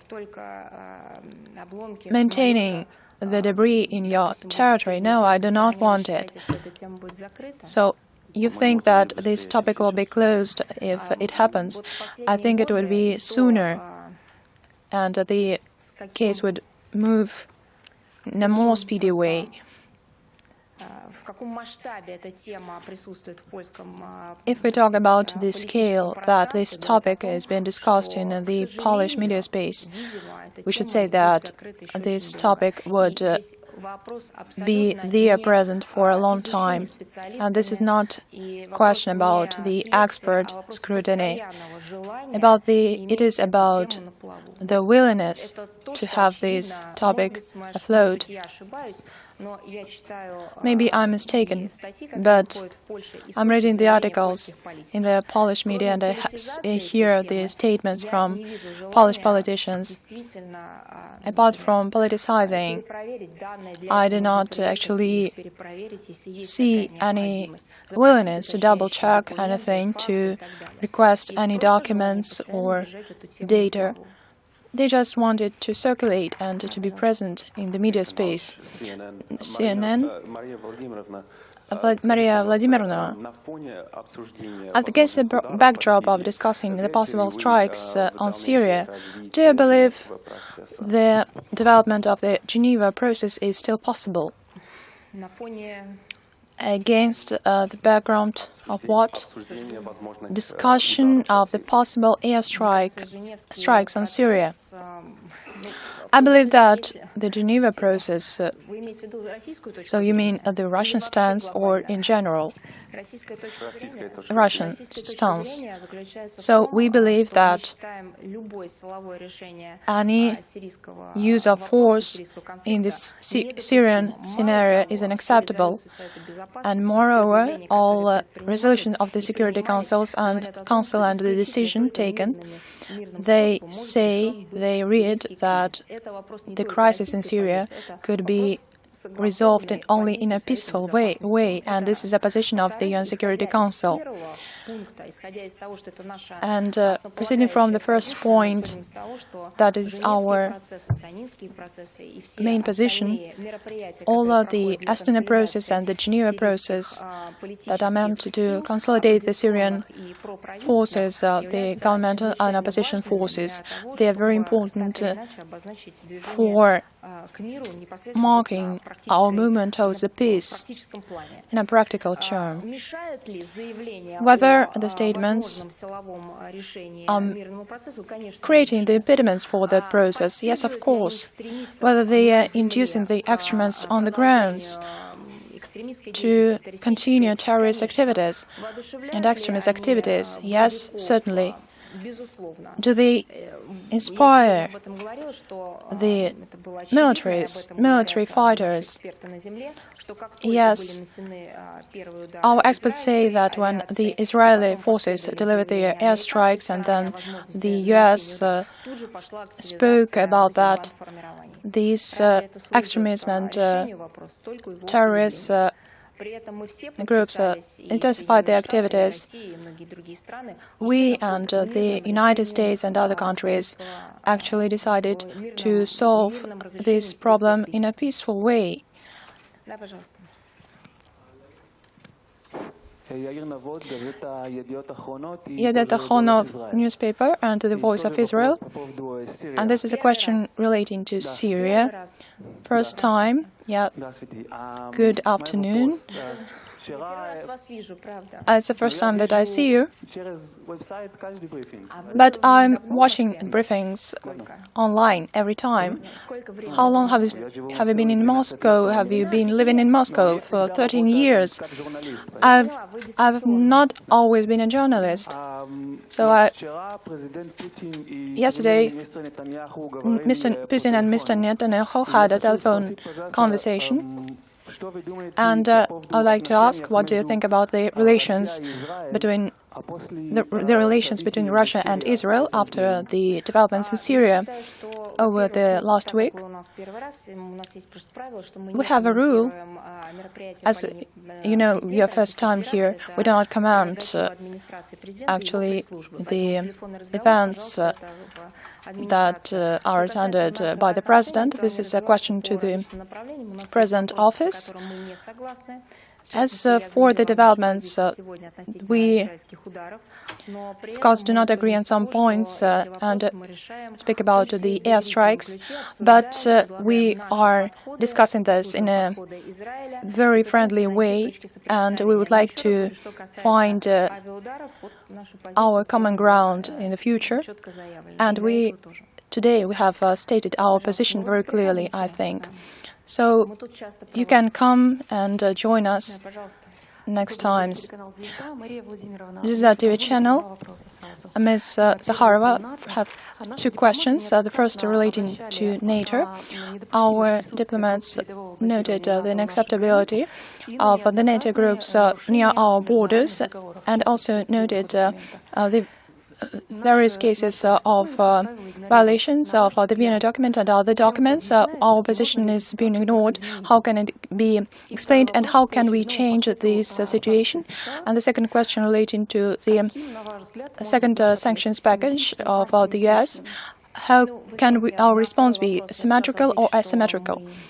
As for the first question, before making a decision, we do not discuss these decisions. If they are made, they would be made in a consolidated way and then voiced. The situation in Europe has become more tense due to the military presence of NATO in its eastern flank. And as for the presence in Poland and other Baltic countries, the 4 battalions have been entered into force, and the total number of the personnel was about 5,000 people last year, and it equals a motor tank brigade. This number almost the same in Latvia and Estonia and some other countries. There is a near patrolling of these countries, and the ships were visiting the territories of the Black Sea and other seas, and they visited the ports of Finland, Georgia, and some other states. As for the operation of the US, the Atlantic strength, this widening of this operation equals to 2 brigades. And as for the Russian deterrence policy, we do not actually rule out the increase of the presence of the US in that region. There is a development of the military and civilian infrastructure, and there are large-scale exercises of the allies. We're speaking about 10 or 12,000 servicemen, and with thousands of hundreds of thousands of military equipment units that are based on rotationary terms, rotationary basis, that was unacceptable with the Act of 1997. And all these efforts of NATO allies are aimed to create a stronghold to influence Russia, and at the same time Russia is not interested in any further escalation. of the situation near its borders, and we call for the alliance to think about the fact that these actions are leading to the escalating tensions and to aggravating the situation in Europe, and thus threatening the stability in all countries, including in NATO countries. Do you have any other questions? Strange that they are still there. Yes, please. Good afternoon. Thank you very much. Trend News Agency, Baku. The recent agency to the TASS, Mirham Aliyev, informed the agency that their relations with Russia is a priority of Azerbaijan, and in relation of the victory of Aliyev, how do you see prospects of Russian-Azerbaijani relations? And what are the main priority areas can you point out? In order not to speak in general, that I've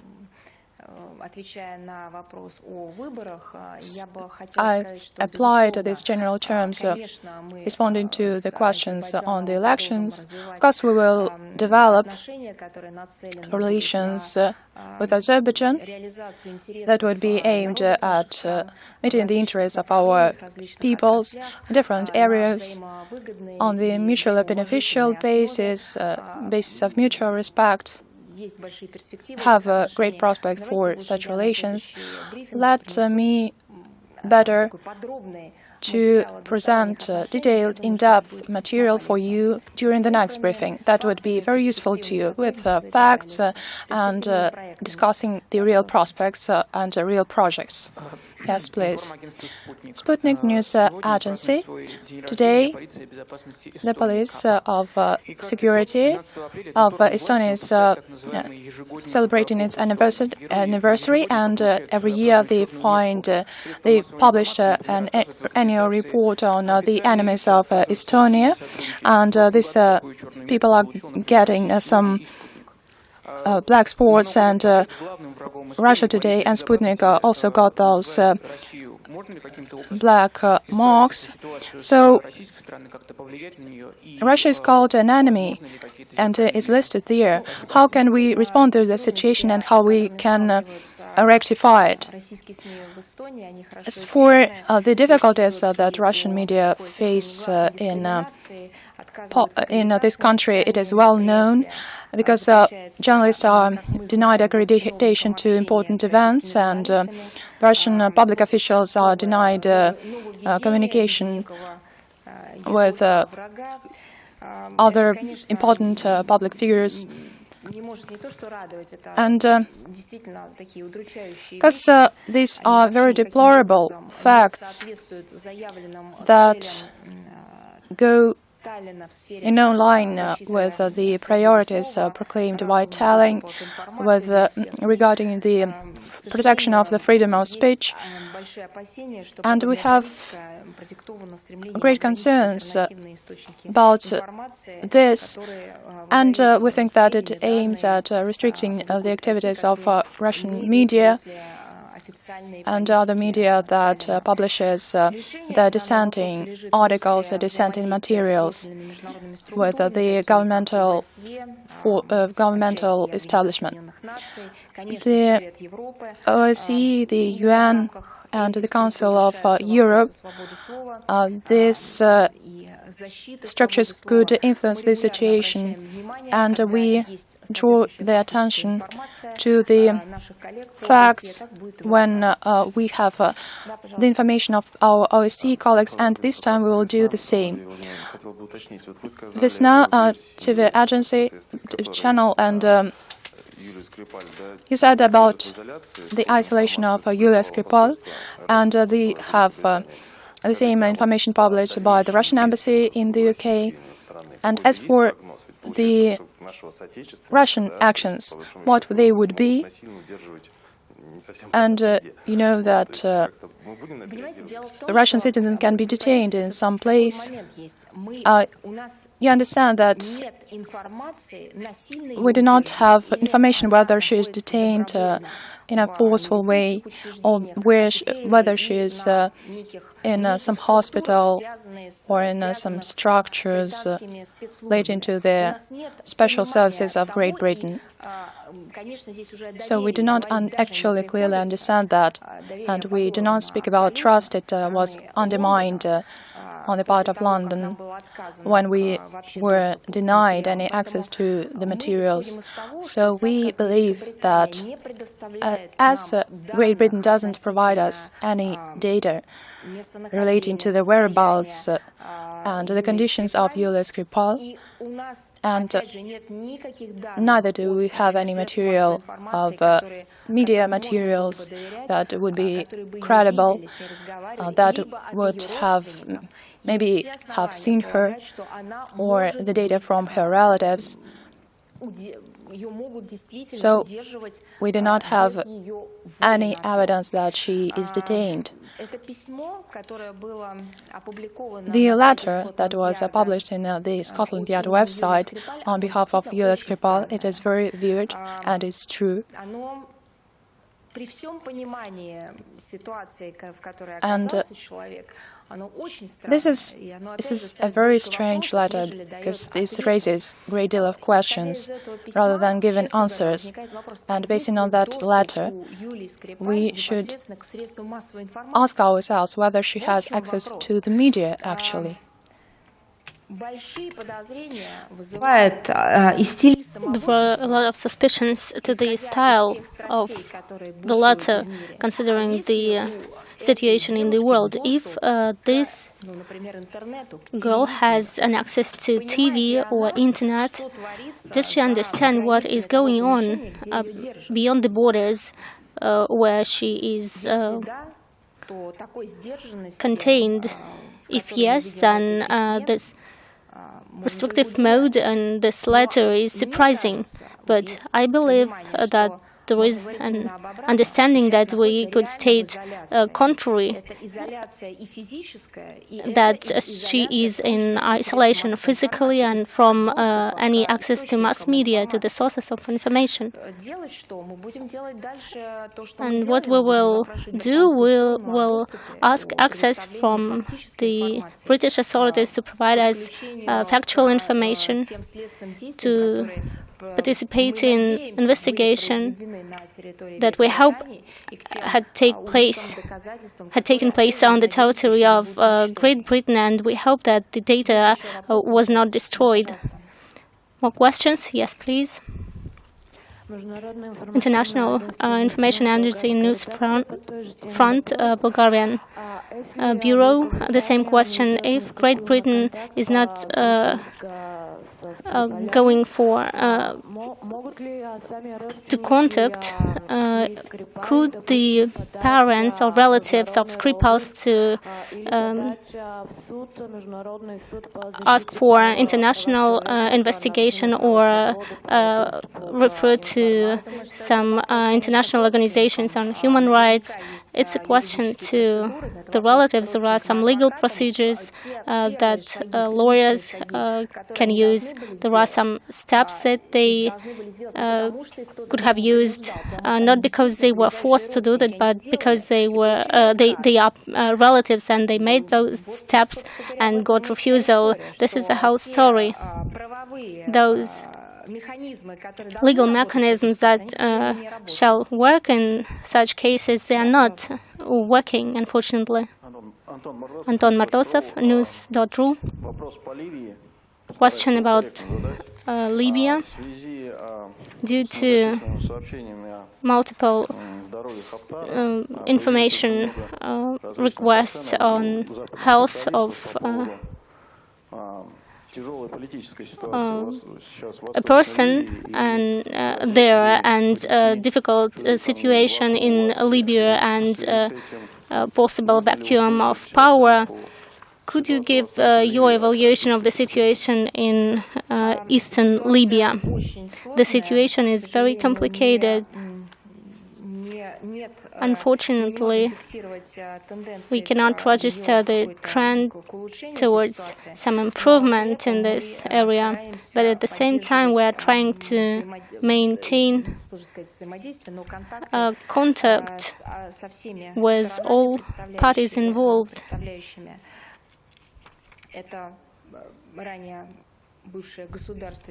Those who represent this used to be state that is trying to reestablish itself. And this is everything I can say. I can ask the experts again to prepare a more detailed comment on this issue. More questions? Then next round. Short question. Do you have some information as to how the border between Russia and Belarus will look like during the World Cup? Because foreigners for the moment cannot cross it. There are no control on the border. Do you have some news on this? I will ask to provide more details on this from the experts. As you know, we have already discussed this. And to give you the information, not the last but updated, I shall specify it. Yes, please. On Syria, Russia is fighting international terrorism, and for 7 years there were attempts, and there was an attempt to separate opposition from terrorists. And why the escalation is taking place? Because there were attempts to peacefully settle the crisis in Sochi. One of the scenarios, the prospect of real settlement on the grounds, and lack of prospects for further development of force, of the scenario where the force is used, is to stop using provocations to apply pressure. If there are no more questions, then I say you goodbye. Thank you.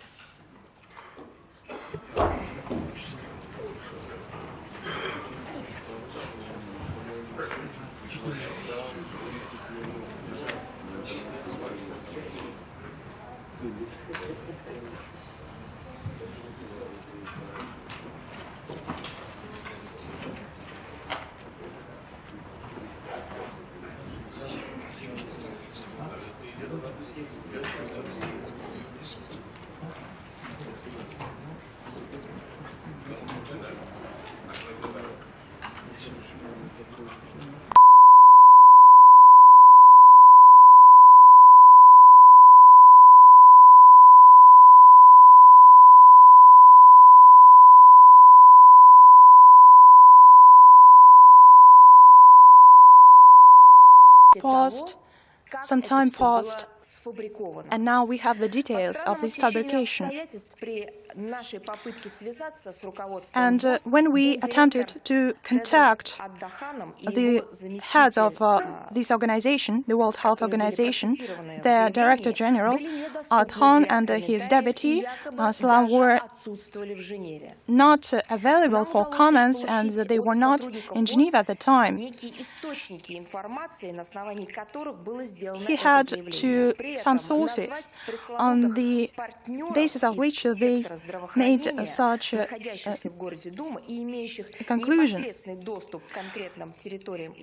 At the same time, to call the partners from this World Health sector, they failed to mention them, and they failed to name the medical centers where these 500 victims were taken, and they didn't clarify who counted the number of victims, who established and determined the diagnosis and the causes of death.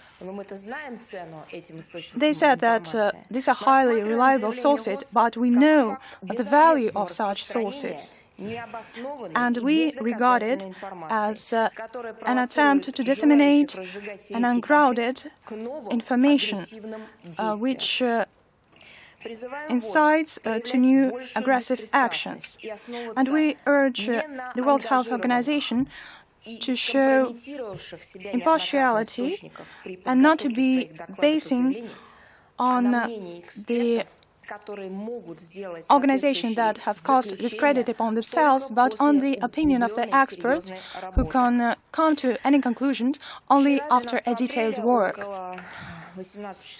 Yesterday, as you know, bus with the Russian journalists was shelled, and one of the correspondents of the NTV TV channel and one Russia and Zvezda TV channels were injured. They were going to Damascus, returning from Eastern Ghouta, and as you know, and it was commented by the Defense Ministry, all the injured received medical assistance, and they feel good now, and we wish them speedy recovery and return to their work, for us to be able to get information, first-hand information from Syria. Now we are turning we go to another issue, which is also complicated, Skripal's case. It is not a secret what information campaign, or rather war, was unleashed by British authorities against Russia on so-called Skripal's case. They used all types of forces and means of propaganda, and this anti-Russian campaign, I think, we haven't seen for a long time.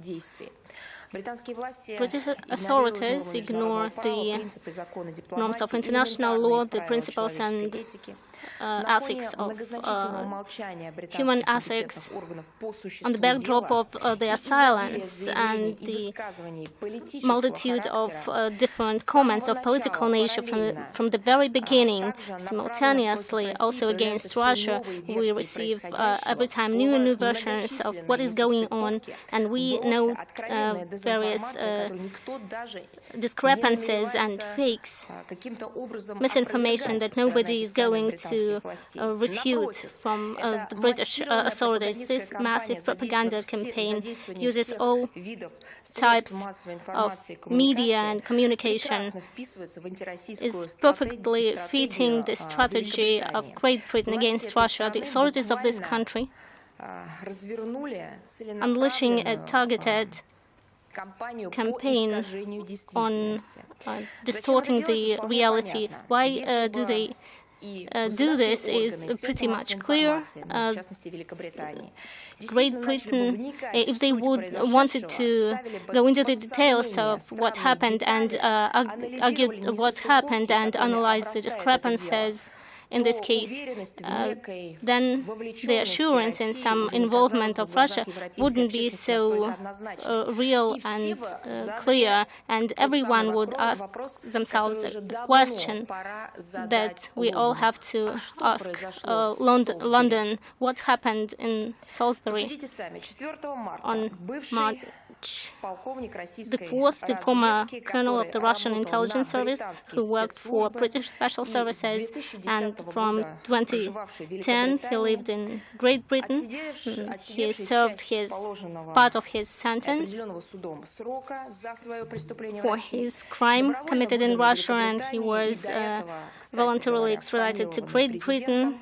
He was pardoned by the president and was exchanged within the program of exchange of the spies, and his daughter Yulia, the citizen of Russia, who constantly lives in the Russian Federation, as we got to know out of the blue in a small city in Great Britain where neighbors know each other and pay attention to everything what is going on there in the city, which is not a center of tourism or pilgrimage. They were poisoned, as we are told by Great Britain, by one of the strongest nerve gases classified in the West. 13th of April, Moscow will be the venue between the talks between the Foreign Minister of Russian Federation and the Foreign Minister of the Kingdom of the Netherlands, who come to Russia at the initiative of Netherlands to Russia. The main attention will be given to the bilateral relations. They will also be talking about the issues of international and regional agenda under the consideration of the UN Security Council, where the Netherlands has been the non-permanent and non-permanent member from 2018. I would like to remind you that it will be the first visit of the Foreign Minister of the Netherlands since he had been designated to the post of the Foreign Minister. On the 14th to 15th of April, an assembly of the Council for Foreign and Defense Policy will be held. This is a governmental organization bringing together the representatives of the academic, expert community, diplomats, servicemen, entrepreneurs, journalists, and public figures. The main topic of the forum is the unity and struggle, how to progress amid the standoff of the 21st century. The participants will discuss the current issues of international relations, of the foreign policy, following the good tradition at the meeting of the Assembly on the 14th of April. Foreign Minister of Russia, Lavrov, will talk about the key aspects of foreign policy and will talk about the changes that are taking place now. Russian ministry attaches great importance to the cooperation with this council. This organization is the longest-standing, longest-working Russian NGO that is responsible for the study of international agenda and security, and for elaborating the practical recommendations for different ministries and for the foreign ministry as well. On the 16th of April, the Moscow State Art Gallery of Ilya Glazunov will be a venue for the exhibition dedicated and ceremonial opening of the exhibition of the painter Glazunov. In 1973, Glazunov visited Chile and he met some prominent members and leaders of the country, like President Salvador Allende. And the result of the work of this visit was a series of work capturing the collective vision of the Chilean people, simple workers and young people and political leaders. This opening of the exhibition was dedicated to the visit of the Russian artist to Chile in 1973. The presidency will be attended by the Latin American Commission representatives of the Deputy Group on Contact with the National Congress of the Republic of Chile and also of government structures and business community. This exposition will continue the long-established practice of cooperation between the Ministry and of the Gallery. And I would like to remind you that in December 2017, the similar exhibition on Nicaraguan cycle of the artist was organized, and we invite you to visit this event. On the 19th of 20th of April, the Federal Minister of the Austrian Republic will visit Moscow, and during this event, two foreign ministers will discuss the current issues of our bilateral agenda, including our bilateral context, political, trade and economic, humanitarian ties, and also with a special emphasis on the cross-year of music and culture. And they we will focus on our efforts to counter international terrorism and settling the situation in Syria. In this context, we will exchange views about the hotbeds in the Middle East and North Africa. They will also touch upon the topic of cooperation on the European Fora, in the framework of the European Fora. They will also touch upon the cooperation with the European Union, taking into account the further presidency of Austria in this structure, this organization.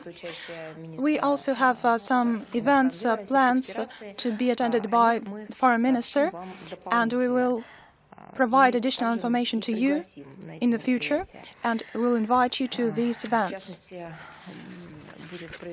In particular, we'll have a traditional reception on the occasion of Easter, and we will publish the relevant information on our website.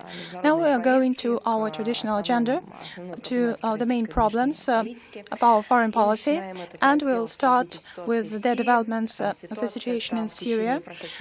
And the situation over the last week has remained very tense against the background of some achievements in the negotiation process, which helped us to save thousands of civilian lives.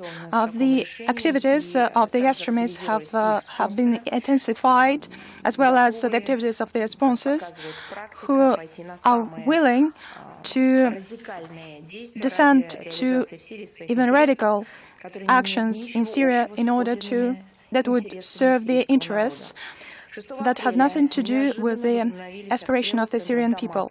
On the 6th of April, there were new shelling of the center of Damascus, and 8 people were killed and 40 injured. The Syrian military had to storm of the city. First of all, the President of the United States has announced a war on fake news, on the information which is not used for informing the population, but for misleading the people. How can we take this very important decision about using the force in this case when we do not have the clear picture before our eyes, and we call all the responsible members of the international community to seriously consider the consequences of such accusations, such threats, and the planned actions. Nobody authorized Western leaders to take upon themselves roles of world policemen and also of investigators, attorneys, judges, and executioners. Our position is utterly defined. We are not seeking escalation, and we hope that our partners will be reasonable enough to come back to the legal framework and to solve the issues in accordance with the UN Charter. I would like to state once again that we are not seeking escalation, but we would not support those lies that are pronounced now. I would like also to draw attention to the former Prime Minister of Great Britain, Tony Blair, who asked to express solidarity with the United States and to start a new military campaign in the Middle East. He said that you do not need the approval of the members of the parliament to start such an operation. And we know what happened in his own time. And many times the political leaders, the economists, and the heads of the humanitarian organizations saw the consequences of the opening of this Pandora box. And in July 2016, the British Independent Commission, headed by Chilcot, which was studying the consequences of the Iraqi campaign, it announced its results, and they said that it was a flagrant, rude mistake, and all this was based on erroneous data. They recognized that the invasion of Iraq was based on the incorrect special services data, and which caused the shaping of the ISIS group. The consequences of this hard war, it was also for the region and also for the invading countries. We are still reaping the fruit of it. We have never taken part in that intervention, and we have always cited the facts to prevent such an invasion. But, sorry to say, the situation have taken another turn. And now we are all reaping the fruit of that situation, also in Russia. And the ISIS, which is being fought against now, it is a fruit of their awkward, illegal policy towards Iraq and the neighboring countries. There were thousands of people who were killed in Iraq, and many people had to flee this country to find refuge. And terrorists used all their techniques available to them to intimidate the population.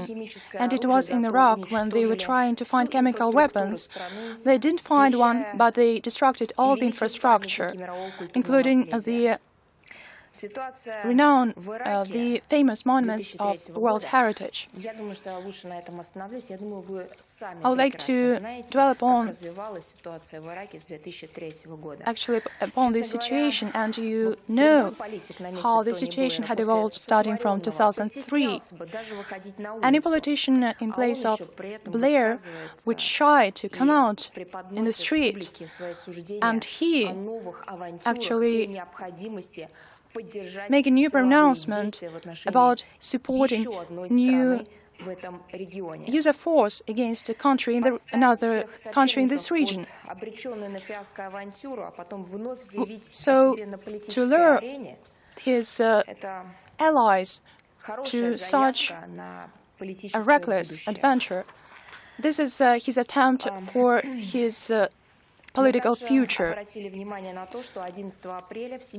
On the 11th of April, the World Health Organization disseminated the data on the occasion relating to the possible use of the chemical weapons in the city of Duma and the town of Duma. This information was provided by the White Helmets and the Syrian American Medical Society. I'd like to remind you that yesterday, who of you have not been questioning, is it a war? Is everything was done for this decision to be taken?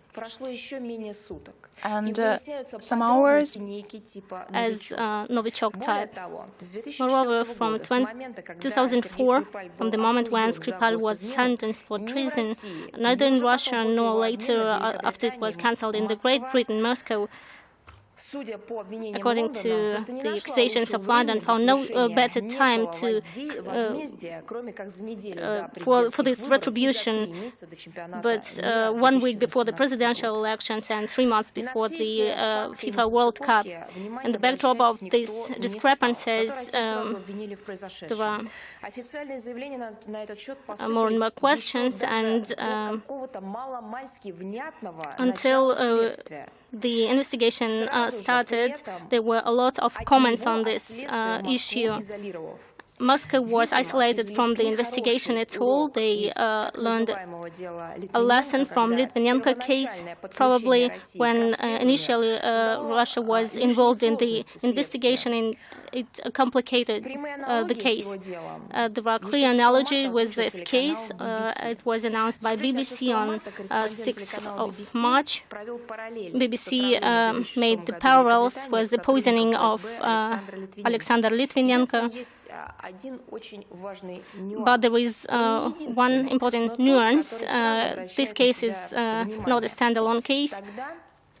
At that time, at least, we saw some images of Litvinenko, at least his picture.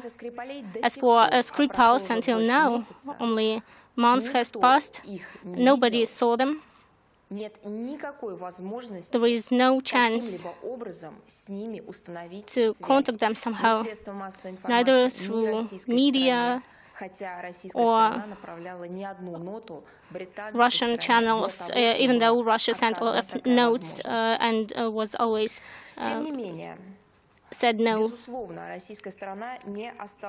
Well, nevertheless, Russia is not standing aside.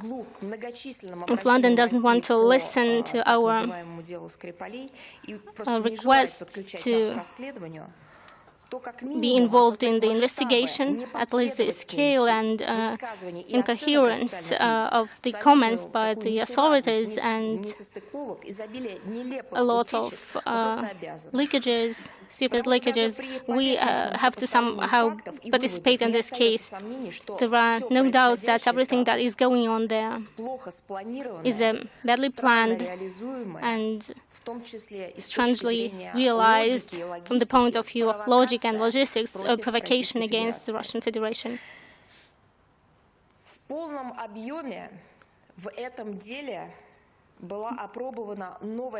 New strategy of information war was fully tested on this case. Just pay attention to the lack of comments of the official authorities representing investigative bodies of this case. It was explained by the fact that the investigation is classified because of the interests of national security of the state. How come that almost every day in the mass media of the Great Britain there are different type of information with the references on sources close to the victims? It seems that this is not so secret, the case. Or maybe there are people working in the special services who are not aware very well of the state secrecy. I know that they know perfectly well how to maintain secrecy. We know that they classify the information for a long time and do it well. We have all the grounds to come back to our first idea that those leakages that we noticed and that are happening now are well planned. And in general, despite the number of leakages in the mass media, nobody commented on them. And this is another characteristic feature of this case. It's a kind of mark of this case. A lot of leakages and fakes, supposedly from the authorities.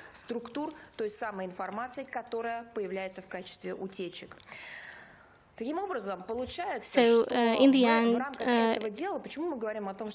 within this case, why do we mention a new kind of development of this in this case? It seemed to be that we could say that it is kind of unprofessional behavior, but it's not true. We know perfectly well how the British work in the sphere of information. We saw a lot of clear and emotional statements by Theresa May in the Parliament, the statements made by Boris Johnson, including in mass media, also during briefings, press conferences of the investigative authorities who had to clear a lot of discrepancies and leakages during this case in the press, and there were no explanations because there were no such briefings because it was not serving their interests for London.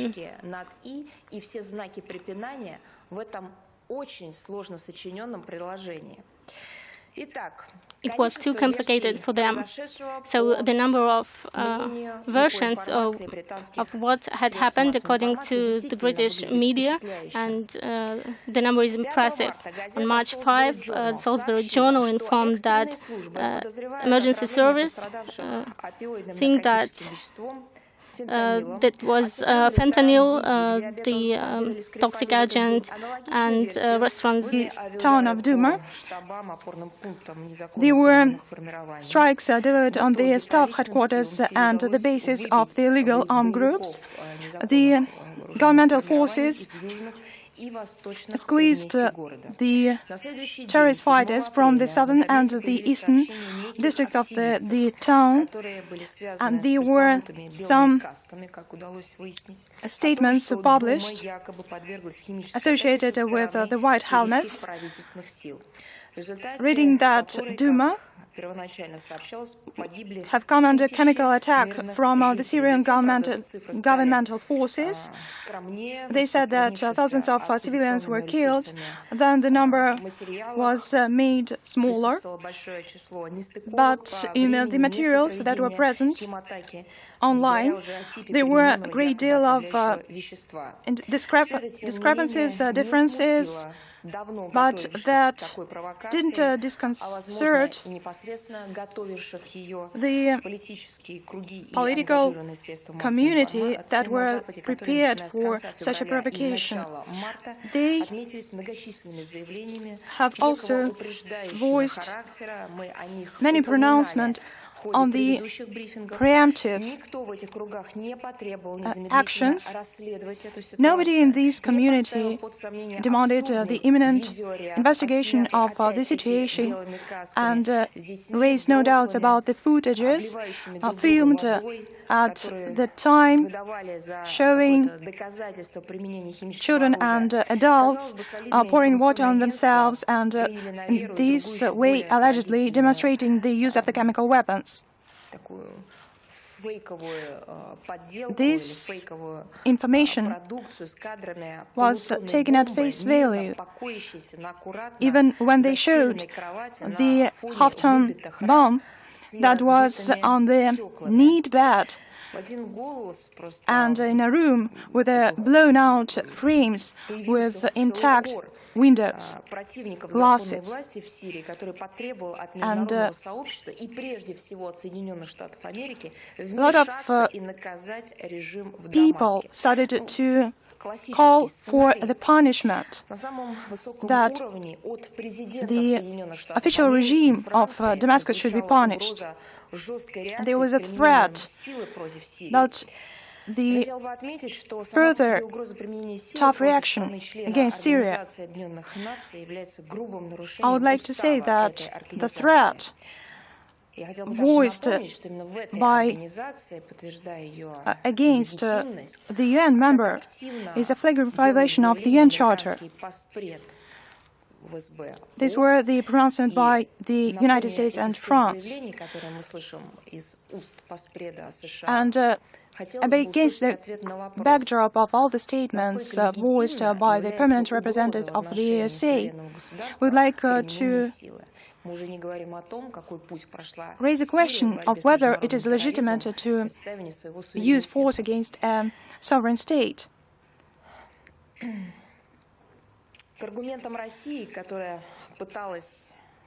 The arguments in Russia that tried to call for the critical revelation of these falsifications, we would like to add that the doctors went on that side, but they didn't find any evidence and or any testimonies of the victims.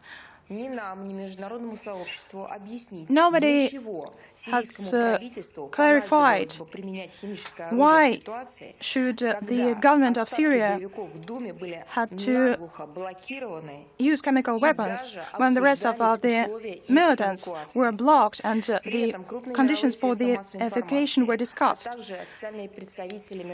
Major media outlets and the representatives of Western capitals keep silence on the detecting of chemical weapons in the deposits of the territories in the liberated part of eastern Ghouta. And there were 4 cases revealed of using of chemical weapons used by militants against the governmental forces in the cities of Syria and Al-Mshaira, and 100 victims of Syrian servicemen were found in that case.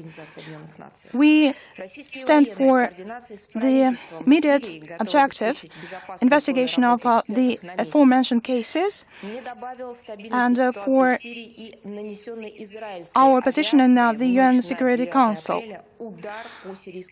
The Israeli aviation strike on the 9th of April did not bring any stability to the situation. This was an attack at T4 in 70 kilometers to the west of Palmyra, and it's worth noting that this attack coincided with the intensified operation on the part of the terrorists. Washington continues to voice explosive warmongering statements that are fraught with the dangerous escalation. They are not only against Damascus, but they say that Russia is protecting al-Assad's regime and that it is to bear responsibility for his crimes. This is voiced by the leadership of the United States, who, in the first place, they oppose,